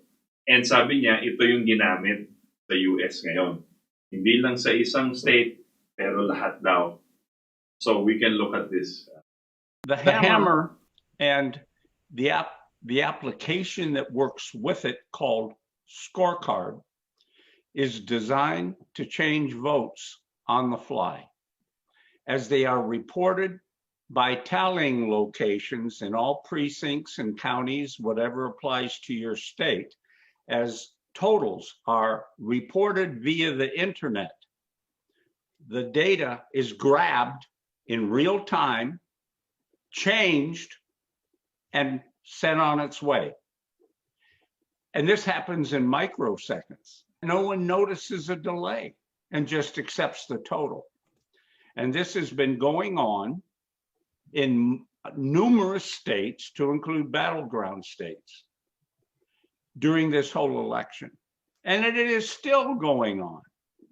Lawyer Sidney Powell, the personal attorney of General Michael Flynn, and someone who is known to the President of the United States, appeared on Lou Dobbs this evening and reported this fact. And she added the fact that data has been obtained from the whistleblower who built the capability, Mr. Dennis Montgomery, who was a national hero in this matter, having made this data available. There is forensic evidence showing what data was changed, where it came from, and where it was going to. And a record is kept. That means there is direct, solid evidence of voter fraud perpetrated by the people that are operating this hammer scorecard combination to change the votes of the citizens of this country. And in my way of thinking, if that is true, Mr. Trump will have no problem in court overthrowing the kind of results we are seeing reported. That's a clue already. Pero ngayon po kasi sa mga updates sa Twitter po, yung mga patriots nga, tsaka yung mga lawyers in Trump, they're continually updating kasi pumapasok ang lahat ng ebidensya. Nakikita nila ilang areas na sa ito, state na Georgia, I think, nagka-glitch yung computer software program. Parang nakita nila nagka-glitch. Nung inayos nila yung glitch, yung mga boto kay Biden, Trump pala. Tapos, sabi nagkamali. Nagano yung computer, naghang. Pero nung nilapitan nila, sinuri nila, okay, so naghang. So, initially Biden, Trump pala. So, nakita nila. Ano to, libo-libo po mga boto to. Hindi lang basta-bastang number to. Tsaka isang area lang yan. Tapos, dalawa na yung alam kong area na na-report na may ganyan. Okay? So, ang sinasabi nila, why not around the country? Because yan, parehong gamit na software yan. Parehong computer program. Ngayon, yung obviously begs the question for us here. Diba? Yung pong si Weeb o Wibe, siya po ay NSA, National Security Agency. Intelligence operator po ito, although retired na siya. So alam niya. At sinasabi niya, meron daw silang software. Ito nga ang pangalan, kombinasyon na hammer tsaka scorecard. At ginagamit po ito sa mga eleksyon ng mga iba-ibang bansa. Pag gugustuhin nilang ikamada at palabasin kung sino gusto nilang manalo. No? Ito po yung sa akin pong palagay, ito po ang software na ginagamit na hindi po natin alam pero kinakailangan gagamitin nila sa tinatawag nating Smartmatic. No? Pero yung software na yan, hindi mo basta-basta makikita at ma-discover. Ang kakayanan po nito ay habang may nagbobotohan, no? At parang binibilang automatically yung mga boto, ang tinatawag niya on the fly, which means as it's happening, no? Nag-a-adjust na siya, nag-aayos na ng resulta. Papunta dun sa nakaprogram na kung gusto nila kung sino mananalo. On the fly. Kaya po itong sistemang ito, hindi po nila nadidetect, sabi ni Mr. Webb o Webb. No? Can you imagine? No? Tayo po dito, ramdam na natin na meron tayong ganitong klaseng problema. No? Ramdam na po dapat ng presidente yan. Hindi ba? No? Hanggang ngayon po, di natin wala tayong planong tanggalin o palitan ang sistema natin sa ating pamboboto. No? Yun ang tataka, nakapagtataka chairman. Bakit si Duterte ay alam naman yung may katiwalian Yun na nga. Ano bang nangyayari, Mr. President? Ayaw mo bang palitan yan kasi yung sistemang yan ang nagtulak sa'yo para maging presidente? No? Di po kayo naniniwala na taong bayan ang nagtulak sa'yo para maging presidente? No? Bakit nyo ayaw tanggalin o palitan completely itong electoral process natin? Hindi ako naniniwala dito sa hybrid no? Sa akin, kalokohan yan, hybrid no? You have to change it. You have to change the structure of COMELEC. You have to change the authority that mandates the COMELEC. No? You may have to change the constitution to allow this Commission on Elections not to be independent, right? Because they are easily bought by the oligarchs. Kaya bilhin yan ng mga oligarko at sila mag-decide kung paano tatakbo yan. Yan po ang kayang gawin. Bakit niyo po ayaw palitan, Mr. President? At kaya hindi ko maintindihan, pati ngayon, napakaaga mo naman mag-congratulate kay Biden. No? Bakit po ganyan? No? Dapat siguro pag-isipan nyo muna itong mga action na ito dahil malaki at malawak ang implikasyon ng ating ginagawa. Importante po ngayon itong nangyayaring eleksyon sa bansang Amerika dahil mayroon pong impact ang buhay natin dito sa darating na panahon. At kaya sinasabi ko, ibang-iba ang paningin nitong dalawang leadership na ito. Right. Yung isa papunta sa kapayapaan, yung isa, sinasabi ko po sa inyo, papunta yan sa gera. No? Maski ano pang kalokohan ang sasabihin nila na mabait. Ang grupo, ang tao na nag-iisip na papayagan patayin ang sanggol na nasa sa pupunan ng ina at maski na late term abortion.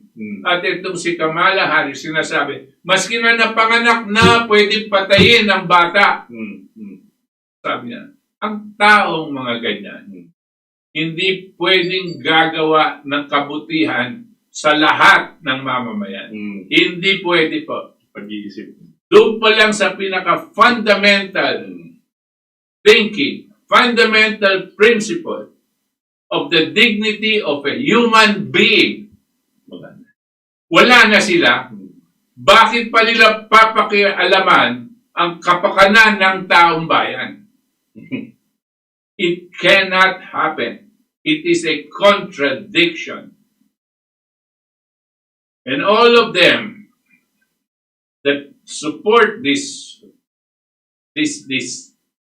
evil organization, despite the fact that they know that these are evil people,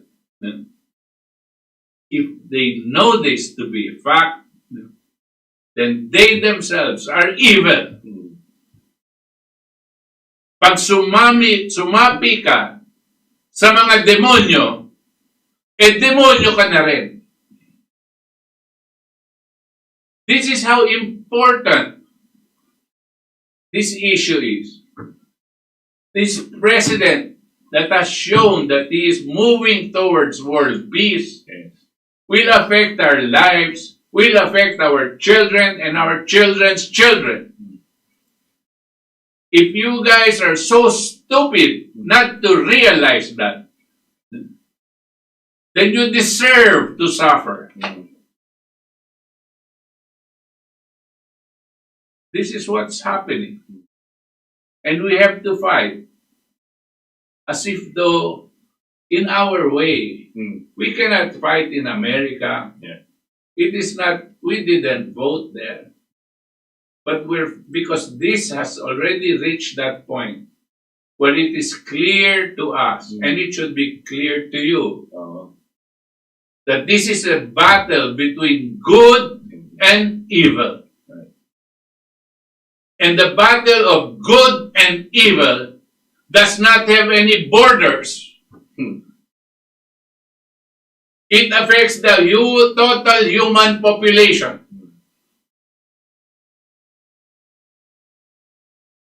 Kaya kayong mga nagsasabi, wala tayong pakialam sa eleksyon sa Amerika, I am sorry. Either maling-mali kayo sa pag-iisip, or kasama kayo sa kademonyohan. Because you have acceded. In effect, you have indirectly agreed that whoever is going to be the leader of the world in the next few months will determine the future of the world. You know that. At kung iisipin nyo wala kayong pakialam, pues you deserve what you're going to get. And if you're going to suffer for it, you will. We have to fight. And I think that's what President Trump is doing. He will not concede. Lalo na alam niyong nanalo kayo, concede ba kayo? Diba? Alam niyong panalo kayo, dinadaya lang, tapos maingay lang yung mga kalaban niyo. You will not concede kasi babalik, meron pang pwedeng gawin. So, yun ang nakakapanghinayang kay Presidente Duterte. Nagbitaw ka na ng salita, paano kung na-overturn at binigay kay Trump dahil sa daya? Anong sabihin mo ngayon? Diba? Lahat ng mga senador na nag-congratulate na, lahat ng mga tinatawag na educated and intelligent people who have cheered because the media declared that this guy is the next president, even if it's not official. Because you hate Trump. What will you say now when truth comes out that there was fraud and that the real president is Donald Trump for 4 more years? What do you say? What can you say? Diba? So lahat ng nag-cheer ngayon, sinasabi ko, let's wait. There will be proofs coming, and I think hindi ko may imagine po na si Trump ay magsasalita ng ganyan na hindi ako ko-concede. Nanalo akong malaki. Yan ang po sinasabi niya hanggang ngayon. Nanalo po kami ng sobrang laki. At paputunayan namin yan. Saan ka nakita ng presidente ganyan? Kahit lahat kayo kalabang ko, papatunayan ko na Panalo po kami dahil sa tao. He said, nag-tweet po si Trump. Tapos yung mga si Trump, yung Twitter, Facebook, tsaka YouTube, binaban po yung mga tweets ni Trump ngayon. Obvious na obvious ba? Takot na takot sila. Pero po, marami pong sa US hindi nakikinig dyan. Okay? He says he got 71 million votes. Yes. One of the highest in history. Yung pong boto ni Trump na lumalabas sa talagang boto po na yan. No? Wala pong dinagdag sila Trump dyan at wala din dinagdag ang mga Democrats dyan. No? Pero yung sinasabi nila, si Trump 71, si Biden 73 million votes daw siya. No? Ang nakuha po ni Trump dyan, karamihan po ay mail-in votes. The substantial majority of the 73 million votes are mail-in votes. The real people that have gone to the polls to vote for him probably will not even be 20 million. Not even, no? But the rest of that, the next 50 or 60 million, were mail-in votes. Ito yung dayaan. Ito pong kay Trump, halos lahat po yan, diretsong pumunta para magboto in person. Halos lahat po. Konting-konti lang yung mail-in votes ni Trump. Out of that 71 million people that voted for Trump, maybe 70 million, more than 70 million voted for him in person. So tinalo si Trump by the mail-in votes. Kung saan napakalaking dayaan ang nangyari. Isipin niyo po yun.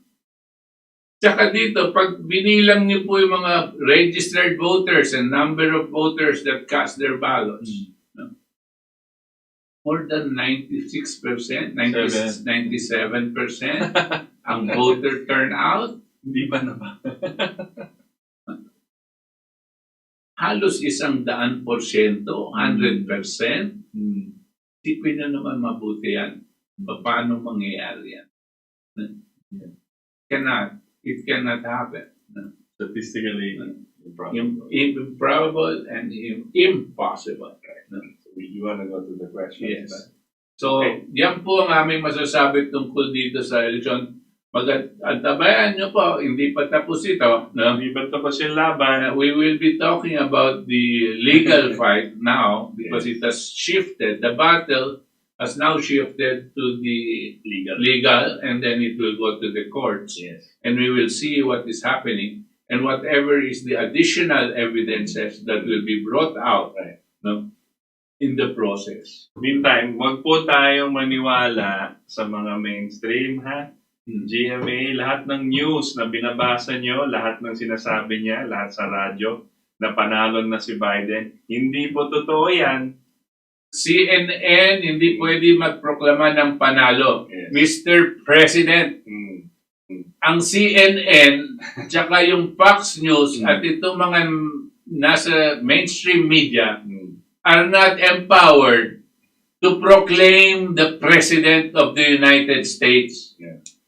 It is only prudent that all leaders of this whole world will withhold their congratulatory messages until it becomes official and until he concedes one of the candidates concedes defeat. Kung wala pa yun, please, nakakahiya. Napakaaga naman natin mag-congratulate. Parang hindi natin naiintindihan ang proseso. Ito nga, yung paborito natin na Rappler. Congratulate na si Kamala Harris na maging first woman vice president na Black South Asian. Nagko-congratulate na. Huwag nga kayo maniwala sa ganyan kasi hindi pa tapos ang laban. Magbibilangan pa. Okay? Hindi tapos. So huwag kayo maniwala sa mga fake news na ganito. Okay, so I guess we can go to... We'll go to the messages by our listeners. Okay. Cesar Soberano. The RJ. RJ, mabuhay. Itos, maligayang kaarawan. Okay, thank you, Happy RJ. birthday. Birthday po ni Itos kahapon. Kahapon ba? The other day. The other day. You want me to read for you? Cesar Soberano, what can we expect from a Biden presidency, particularly in the dynamics of the security situation in the West Philippine Sea? Is an Obama policy very possible? Yes. Alam niyo po, ang unang-una pong sa amin pong palagay, at documented po ito, ang una pong nag-umpisa dito sa pagduduro ng China ay si Obama. Siya yung nag-umpisang magpadala ng kalahati ng mga puwersa ng naval forces ng Amerika sa Southeast Asia. At dito po, noong 2012, pinosisyonan niya ang mga vapor na pandigmaan nakatutok sa Amerika. Hindi lang yon. Gumawa po siya ng isang agreement kay Noynoy. They called it an administrative agreement. And yet, it was not amount to a treaty. Ito pong EDCA, Enhanced Defense Cooperation ba yun? Cooperation Agreement. Agreement na pumayag po si Noynoy na ang Amerikanong militar pwede maglagay ng isang military base sa loob po ng Philippine military base. Bakit po gusto nilang itago sa taong bayan? Bakit po? Dahil ang plano nila maglagay ng mga missiles na nakatutok sa China dito sa loob ng Philippine military bases. Kanya po, tinatanong nyo po anong mangyayari dito sa sitwasyon. Palagay po, hindi masyadong tatagal. Baka maumpisahan ng gera sa China at tayo may ipit nito. Eric Ortiz, good evening, Sir Butch, Sir Itos. How do we find the truth in this time of confusion? Thank you. I would suggest, Eric, if you have access to internet regularly, go to Newsmax on YouTube. You can also, kung may Twitter ka, mag-sign up ka sa Twitter. Hindi mabigat sa data yan. And then you start following Donald Trump. You start following a lot of the people. Marami kang madidiscover dyan sa Twitter. Kahit pigil-pigilan nila. And you can keep finding things. You can go to One American News Network. You can go to Blaze TV. Huwag ka maniniwala sa CNN, ganyan. Useless yan. Useless yan. Rappler, lahat yan. Useless. Puro yan, propaganda machines yung mga yan. Yeah. No? So now more than ever, they're obvious na talagang propaganda lang. The other thing, Eric, you want to know the truth, no? You can, but you have to use your mind. You have to know how to discern, no? Huwag yung porque nakita mo, paniniwalaan mo na. Mag-validate ka, no? And then you will see, and then look at the purpose of what these organizations mean. Ano ba ang purpose? Sino ba ang behind Biden? Ano ba ang pinanindigan niya noon? Yes. Ano ba ang plano ng mga grupo na nakasama ni Biden? Hindi lang po si Kamala Harris. What are they intending to do? No? You have to understand that, and then you will see it clearer. No? It is not a contest between two people and you are not. Parang nanonood ka Sila lang lang, ng boxing o nanonood ka ng basketball.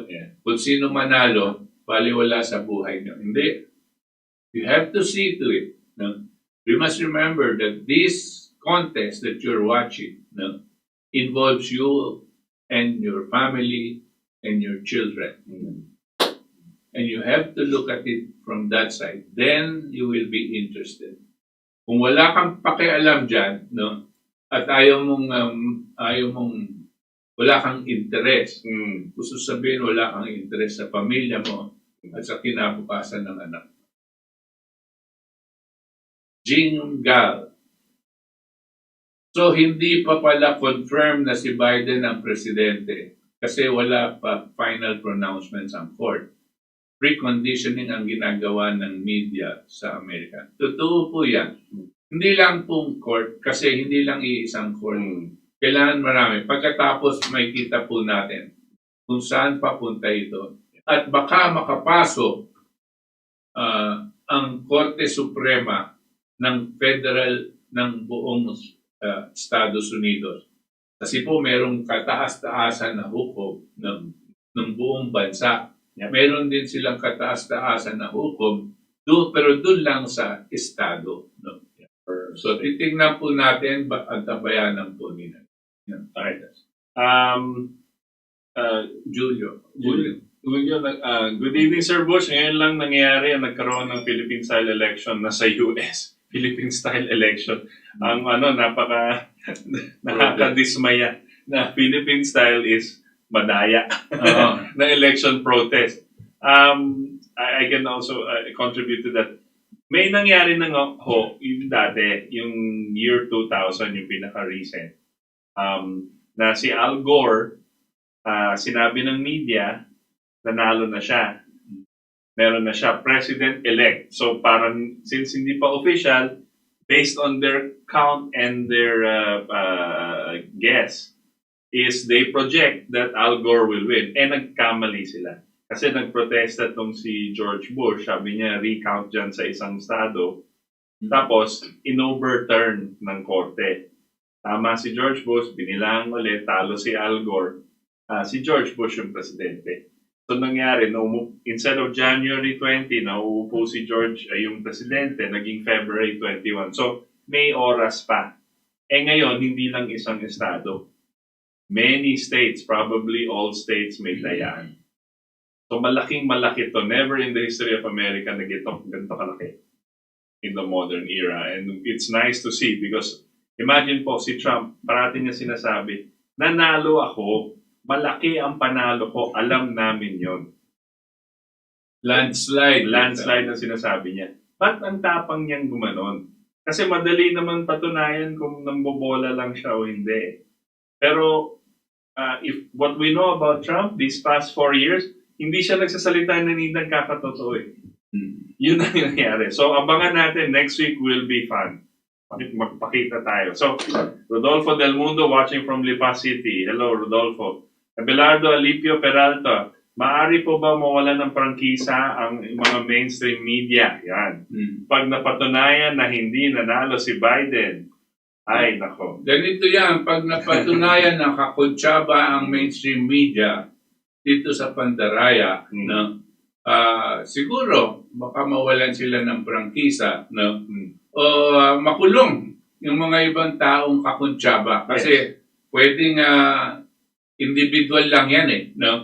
O hindi pwede yung buong organisasyon, no? It all depends. Yeah, but definitely yes. Tapos alam mo ganito ang mangyayari niyan.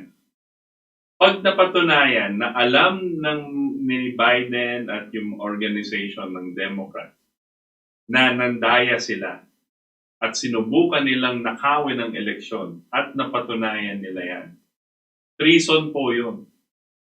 Pinakamabigat na parusa yan.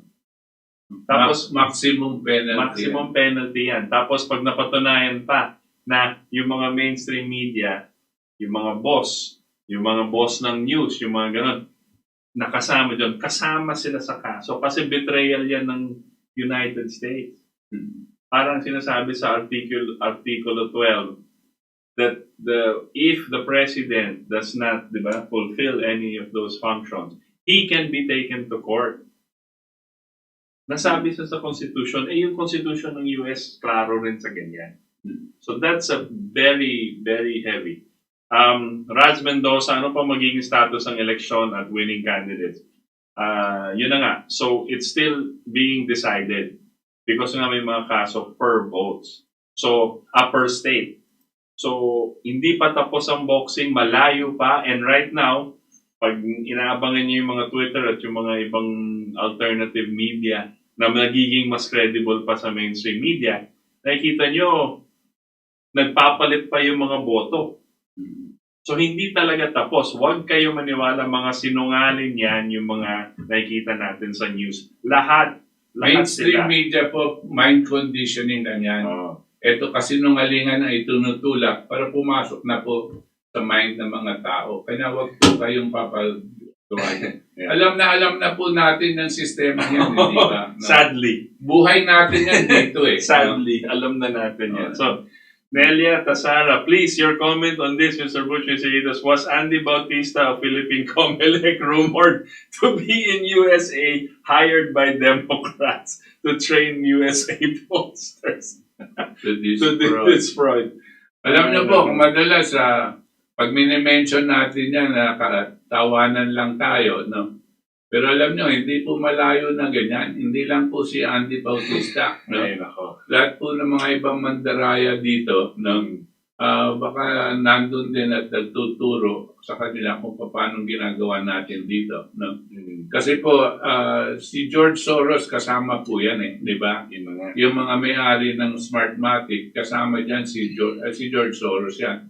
At yung mga nagpaandar ng Smartmatic dito, at ang Comelec, ay mga kakontsaba sa pandaraya. No? Ang pera nanggagaling lang sa oligarko. Yes. No? Pero itong mga pandaraya, yung sistema, yung paano nga papatayin mo na ang bilangan, tapos dadaan dito. Tapos yung tinatawag nating meet me room, alam niyo po yung meet me room, ay dumadaan muna na may detour. Kala natin diretso yung papasok sa computer, no pala may dinadaanan pang iba bago pumasok sa main computer. Palagay ko nangyayari yan. At dapat kung magkakaroon tayong pagkakataon, sabihin natin dito sa mga tiga-Republicans na ganito ang mga ibang sistemang pandaraya. Yun na yung sasabihin ko. If this is solved, kung magawa ni Trump na patunayan lahat to at tanggalin niya, feeling ko kasi pwede na tayong huminga na our elections are better. A little. But because this is the system and this is run worldwide po. Okay, so anyway, motion science. Nagkaroon na po pa ng president na ganitong treason case sa USA elections. USA elections, wala yata. Hindi po namin alam kung meron pa. No. Well, you can research online, but USA elections, no. I don't believe so. Treason cases, yes. Maraming treason cases. But particularly to US elections, so dapat meron. Kasi the past years, ang dami talaga. Freddy Oredina, present. So, hashtag Operation Scorecard Project Hub. Same methods to use to rig elections worldwide. Thanks, NSA. Mike was right in 50 million mail-in ballots floating. Correct. Votes are more than registered voters. Absentee voters are registered. Pero that begs the question here, ilan kaya yung milyones na floating natin dito, no? Dito? Sa sistema, no? Alam. Diba? Ron De La Cruz, mabuhay, sirs. Auring Boog, good evening, sirs. Virginia Malonzo, good evening for Sir Butch Itos, watching from Pasig. Brother Bite, good evening po. Katipunan, mabuhay po kayo, watching from Subic. Beth Areola, kamusta po, watching from Qatar. Erlinda Garcia, watching right now. Stay safe, God bless. Jolita Durnian, good morning and good afternoon sa inyo lahat, watching from UK. Joel Lacandula, good evening, Sir Butch, Sir Itos. Ver, Archivido. Si Kirk Wybe, ang isang NSA, ay senior ni Edward Snowden sa NSA. Edward Snowden, yung whistleblower, nasa Netflix ngayon, yung panoorin nyo. Yun yung Edward Snowden na ano siya, intelligence. Whistleblower. Yeah, intelligence. Kasama siya sa NSA. Cesar Soberano, good evening sa mga patriotikong Pilipino. Footprints of Soros Smartmatic-style fraud all over the U.S. polls. Election cheating perpetrated by neocon deep state, military, industrial, financial complex. Yes, that's exactly what this operation is. The thing is po, and based on what we see online and yung mga sources natin na kasi, si Trump po, meron rin siyang mga experts na galing military rin. They are also national security experts, military intelligence experts. So hindi siya talo. Mas magaling pa siya yung mga tao niya. So tignan po natin. Donald Trump, parang yung nangyari lang kay Bongbong Marcos, sir. Freddy Oredina, NSA prepared ballots with watermarks to distinguish fake ballots, mail-in from legitimate. Illegal immigrants voted, which are not registered voted. Yes, Freddy, you're right. There are accusations of that. That's part of the proof that they have. Kasi madali na distinguish kung may watermark yung authentic ballot and hindi. Saka gusto, yung illegal immigrants na bumoto, gusto ng Democrats yan na paulanin ang boto ng mga illegal immigrants dati. Liberty Pep K. Most Filipinos here in the U.S. are Democrats and are devout Catholics. They're supporting a party that legislates for abortion, even the full term and practice infanticide. That is their hypocrisy. Correct. Alam niyo, yung mga taong yan, that they supposed to be devout Catholics, I can assure you they are not Catholics. Yeah. They're not even Christians that will advocate this practice of infanticide, abortion. They're not even Christians. Iba po yung sinasabi nating birth control, umiinom ng mga pills o yung mga ganyan. Pero yung abortion po, pagpapatay ng bata, pinapatay po nila sa loob ng pinasapupunan ng nanay. At lalo na itong full term, 9 na buwan na po, pwede pa nilang patayin. At ang susunod dyan, maski na napanganak na, pwede na nila rin patayin. Yan ang susunod dyan. Nakakasiguro po ako. Tapos sinusuportahan pa lang si Biden, katoliko daw siya. Lizel kasi nga, good evening po sir, ask ko lang po kung anong background ni Biden. Mga boss kasi inis masyado kay Trump dahil sa CNN, BBC lang nakikinig. Po, watching from Singapore. Yun na nga yung problema. Nasabi niyo na po, kasi dahil CNN and BBC. Yung background ni Biden, he's been in politics for 47 years. And he is known as a very corrupt politician. Corrupt na corrupt po yan. Yumaman siya sa pagkapolitiko. Yung net worth niya nag-increase 5 times yata, 6 times. And he ran for president. He tried to run for president in 1987. Pero forced siya mag-withdraw kasi nakita na booking siya, na sinungaling siya sa mga sinasabi niya na saan po siya nag-graduate, kung gaano siya katalino, yung pera. He is very corrupt. So you can tell your bosses, you look on the internet, yung Biden's early years and yung mga quotes niya, marami po dyan. Tsaka yung bago tungkol doon sa anak niya, si Hunter Biden. Hunter. Hunter. Ito pong anak ni Joe Biden. Kamakailan lang, nabigyan po siya ng pera para ipakilala nila itong mga corrupt na businessmen sa Ukraine sa tatay niya. Nung vice-presidente yung tatay niya. So humingi siya ng pera, pinagkikitaan po nila yan. Dito din sa Russia, yung pong asawa ng mayor, binigyan din siya ng $3.5 million para mapakilala dun sa tatay niya na vice-presidente. But sila lang gusto magpapakilala. Paano po meron silang mga negosyong illegal na gustong ipasok. At si Biden, yung kinakausap pagdating po sa mga ganyang kalokohan. Yung Hunter Biden, look him up. May kaso na yan. Okay. Ron de la Cruz, a common theme about NWO is that the secretive power elite with a globalist agenda is conspiring to eventually rule the world through an authoritarian world government which will replace sovereign nation states and an all-encompassing propaganda whose ideology hails the establishment of the New World Order as the culmination of history's progress. Joet Garcia, SARS, MERS, SARS-2, depopulation, oust Trump, COVID, SARS-2, mail voting. Yan ang mga strategy ng Democrat. Vom V, hi, watching from UK, more power. Okay. Oring Bok, yan din po sabi ng anak ko, di daw totoo yung balita sa mga media na yan. Supreme Court daw dapat mag-proclaim. Di mga bias media daw. Actually, yung mga states can proclaim kung sino man nanalo sa mga states. Pero ang nakapagtataka nga, wala pang ni isang state ang nagpro-proclaim kung sino nanalo sa kanila.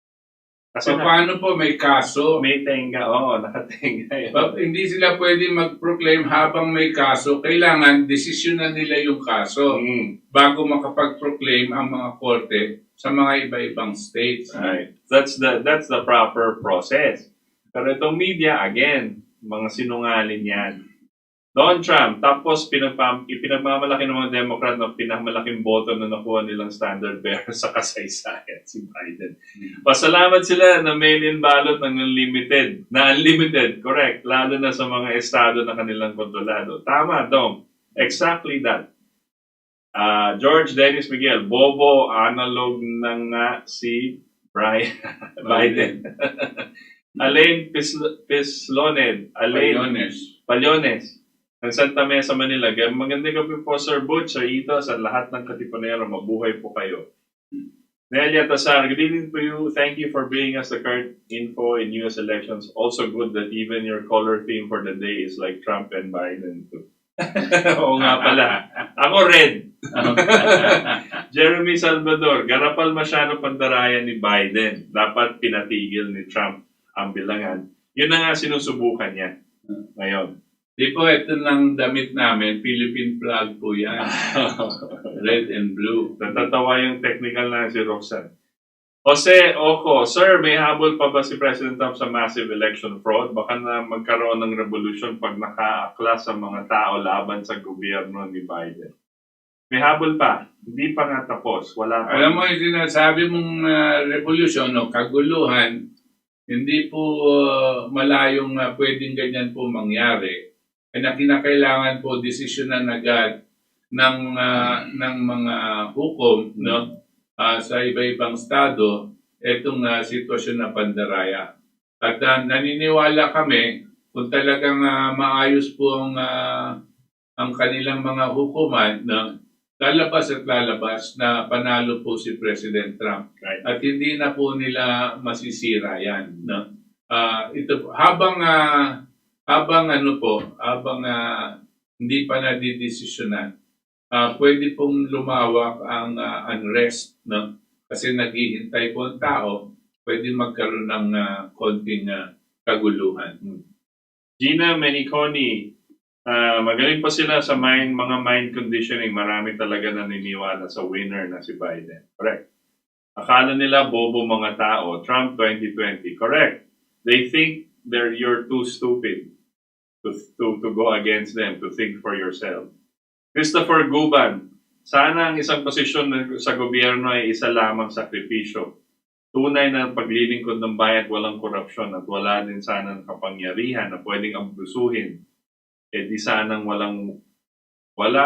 aaway para sa posisyon. Right. Randy Castillo, hello Sir Butch, Sir Itos. May napanood akong vlog sa YouTube na planado na pala itong 2017 ng mga Democrats sa pamumuno ni Mark Elias. Siya isang election lawyering Democrats. Correct. Nag-serve din siya kay John Kerry, dating Secretary of State, and with Hillary Clinton tungkol din sa Russiagate. Tama yan. Yes, Mark Elias is notorious. Rain, set up ang nangyari dyan kay Biden, kaya hinayaang manalo. Magkita sa Supreme Court, sabi ni Trump, Operation Sting and Watermarks. You're correct.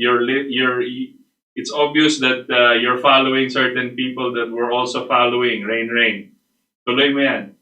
Elena Oreo, pag gagawin ni FB, Diyos ang kalaban niya.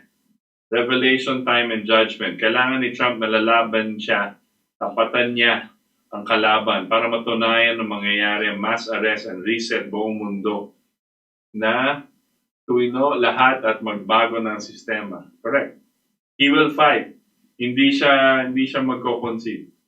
Tony Texon, kwentong kotsero ni Butch Valdes. Anong prediction niya ang nagkatotoo? Marami po. Marami po. Tony. Anyway, tignan nyo na lang po yung aking sige. Wag po yung mga ganitong comment na wala namang kayong talagang sinasabi. Jerry Magbag, sa January po, inauguration. Paano mangyayari niyan? May habol pa ba si Trump kasi ma-process ang mangyayari? Yes, but you have to go through that process. And in the process, makikita po natin kung ano talaga yung ng dayaan. At makikita ng tao. Lulu Azurin, 62% of Catholics in the US did not vote for Democratic Party, of course. Catholics remain conservatives. Yes. Jose Lavin, parang Pilipinas, stay intact ang dayaan ng eleksyon. What happened to America compared 50 years ago? Yes, that's what Trump is going to go back to. Yung totoong eleksyon. Kerwin Gordo, parang third world country ng US sa garapalang pandaraya. Ibig sabihin lang nito, declining na talaga sila. Actually, Kerwin, yun na nga yung what Trump represents. Nababalik sila sa tama. Okay? Yung mga kalaban niya, si Soros, tsaka sila Biden, gusto maging third world ang US. Para mamanipula nila ang sandatahong lakas ng US. Yun ang gusto nila mangyari. Marie Oishi, oh my God, Philippine-style election fraud in America. Maging maagap tayo, siguradong gagawin yan sa 2022 elections. Ay nako. Ramon Gonzalez, mga Democrats, sadyang madumi maglaro yan, makapal rin ang muka. Pag Democrats manalo, yari tayo dahil di pwede di makialam lalo niya sa 2022. Pagdating ng dayaan. Genius mga yan. Pagdaya ni Lenny, may kinalaman mga yan. Very good. Mark Sabilio, lumuta mga advisor ni Duterte sa swamp. Mabuhay ang KDP. God bless the Philippines. Correct. Marisa Camba, grabe si Duterte, nakinig sa advisors niya. Tama. Ruben Franco, bilib naman ako ay PRRD naniwala sa announcement ng mainstream media. Totoo nga pala claim niya. Pag 75 siya sa marka niya sa law studies niya. What I heard was that there are new feature embedded in the program if electronic election called, quote, weighted race. For a more technical explanation, go to Dr. Shiva to video about election fraud. Okay. Esteban Pagtakahan, most of the Filipino and other nationality in America are pro-Biden because for them, Trump is a real anti-racism. Because Trump of policy of America first, mas inuna ni Trump mga pure white-blooded, maybe because affecting nilang hanap buhay. Alam niyo po, mali kayo dyan, Esteban. Mali. Napakarami ng mga blacks na nagboto kay Trump. Napakarami mga Meksikano, mga Latino ang bumoto kay Trump. Nagulat pati ang mga Republicans. No? Dahil mga blacks, doon sa mga traditionally black areas and counties, no? All of them, or a lot of them, substantial, went for Trump. No? Kaya ito pong sinasabing racist siya. No? Wala pong katotohanan yan. Media lang ang nagsasabi niyan. Media. No? Pero ang tunay na botohan, ito po ang lumalabas. Pakinggan niyo po lahat ng kanilang Tapos na po ang eleksyon. Ha? Pero ito sinasabi, nagulat sila na napakaraming mga blacks, tsaka Latinos, tsaka Mexicanos, tsaka ang bumoto kay Trump. Okay. Janelle Torricer, agree. Francisco Mibalo, agree. Vicente Villanueva, tama kayo Sir Butch and Sir Itos. Gino, pinsan ko si Gino. Discernment for each and every Filipino is the key. Know what is happening in the country and the world and how it affects you. Jed Gonzalez, the computer program called Dominion, used in 30 states, especially in swing states, was made by Smartmatic. Wow, hope we can confirm that. Yes, I can confirm that that's true. Okay. So kung yun yung nangyari, then it's obvious na. Ramoncito Villamor, magaling talaga si Butch. Napakaganda ng kalooban ng inyong mga information. We're glad we have countrymen like the two of you. Lahat tayo magkasama dito, Ramoncito. Ay, salamat po. Jonel Torrice, thanks for the very clear explanation, both of you mga sirs. Josefina Menina, thank you sir sa mga info. Thank you. Tina Carganilla, parang bias at GMA pala nangyari. ABS at GMA. Sa Twitter, hindi napindot pag name ni Trump ang halatang halata. Correct. Binablock po nila. Ito na yung mga birthday wishes ko muna. Sige. Paano? Marie Oishi, Glenn Buan, Virginia Manalo, Erlinda Garcia, Franz Ayalin, Motion Science, they all wish me happy birthday. Salamat po sa inyo lahat. At hope to see, birthday wish ko po at for everybody is that Trump wins. Okay, so that we can get on with world peace. Okay. And Filipino first, di ba? Ano gusto niya? Okay. Okay. Ganyan na lang po tayo. Ngayon pong natin pong na-discuss itong mga sitwasyon dito sa election sa Amerika. Kalimutan niya. Nakalimutan niya. Ayan. Extra. So, sa ngalan po ng ating mga katipon dito sa ating Katipunan at sa mga galing na staff ng DZXL Radio Mo Nationwide, kasi kami po ay on simulcast with DZXL. Kami po ay pansamantalang nagpapaalam at nagpapasalamat na sinamahan niyo kami ngayon, ang ora de peligro ng ating bayan at ng buong mundo dito po sa ating Katipunan. Hanggang sa linggo pong muli, sabayanan niyo po mga katipon, 7 to 9 p.m. Magandang gabi po sa inyong lahat.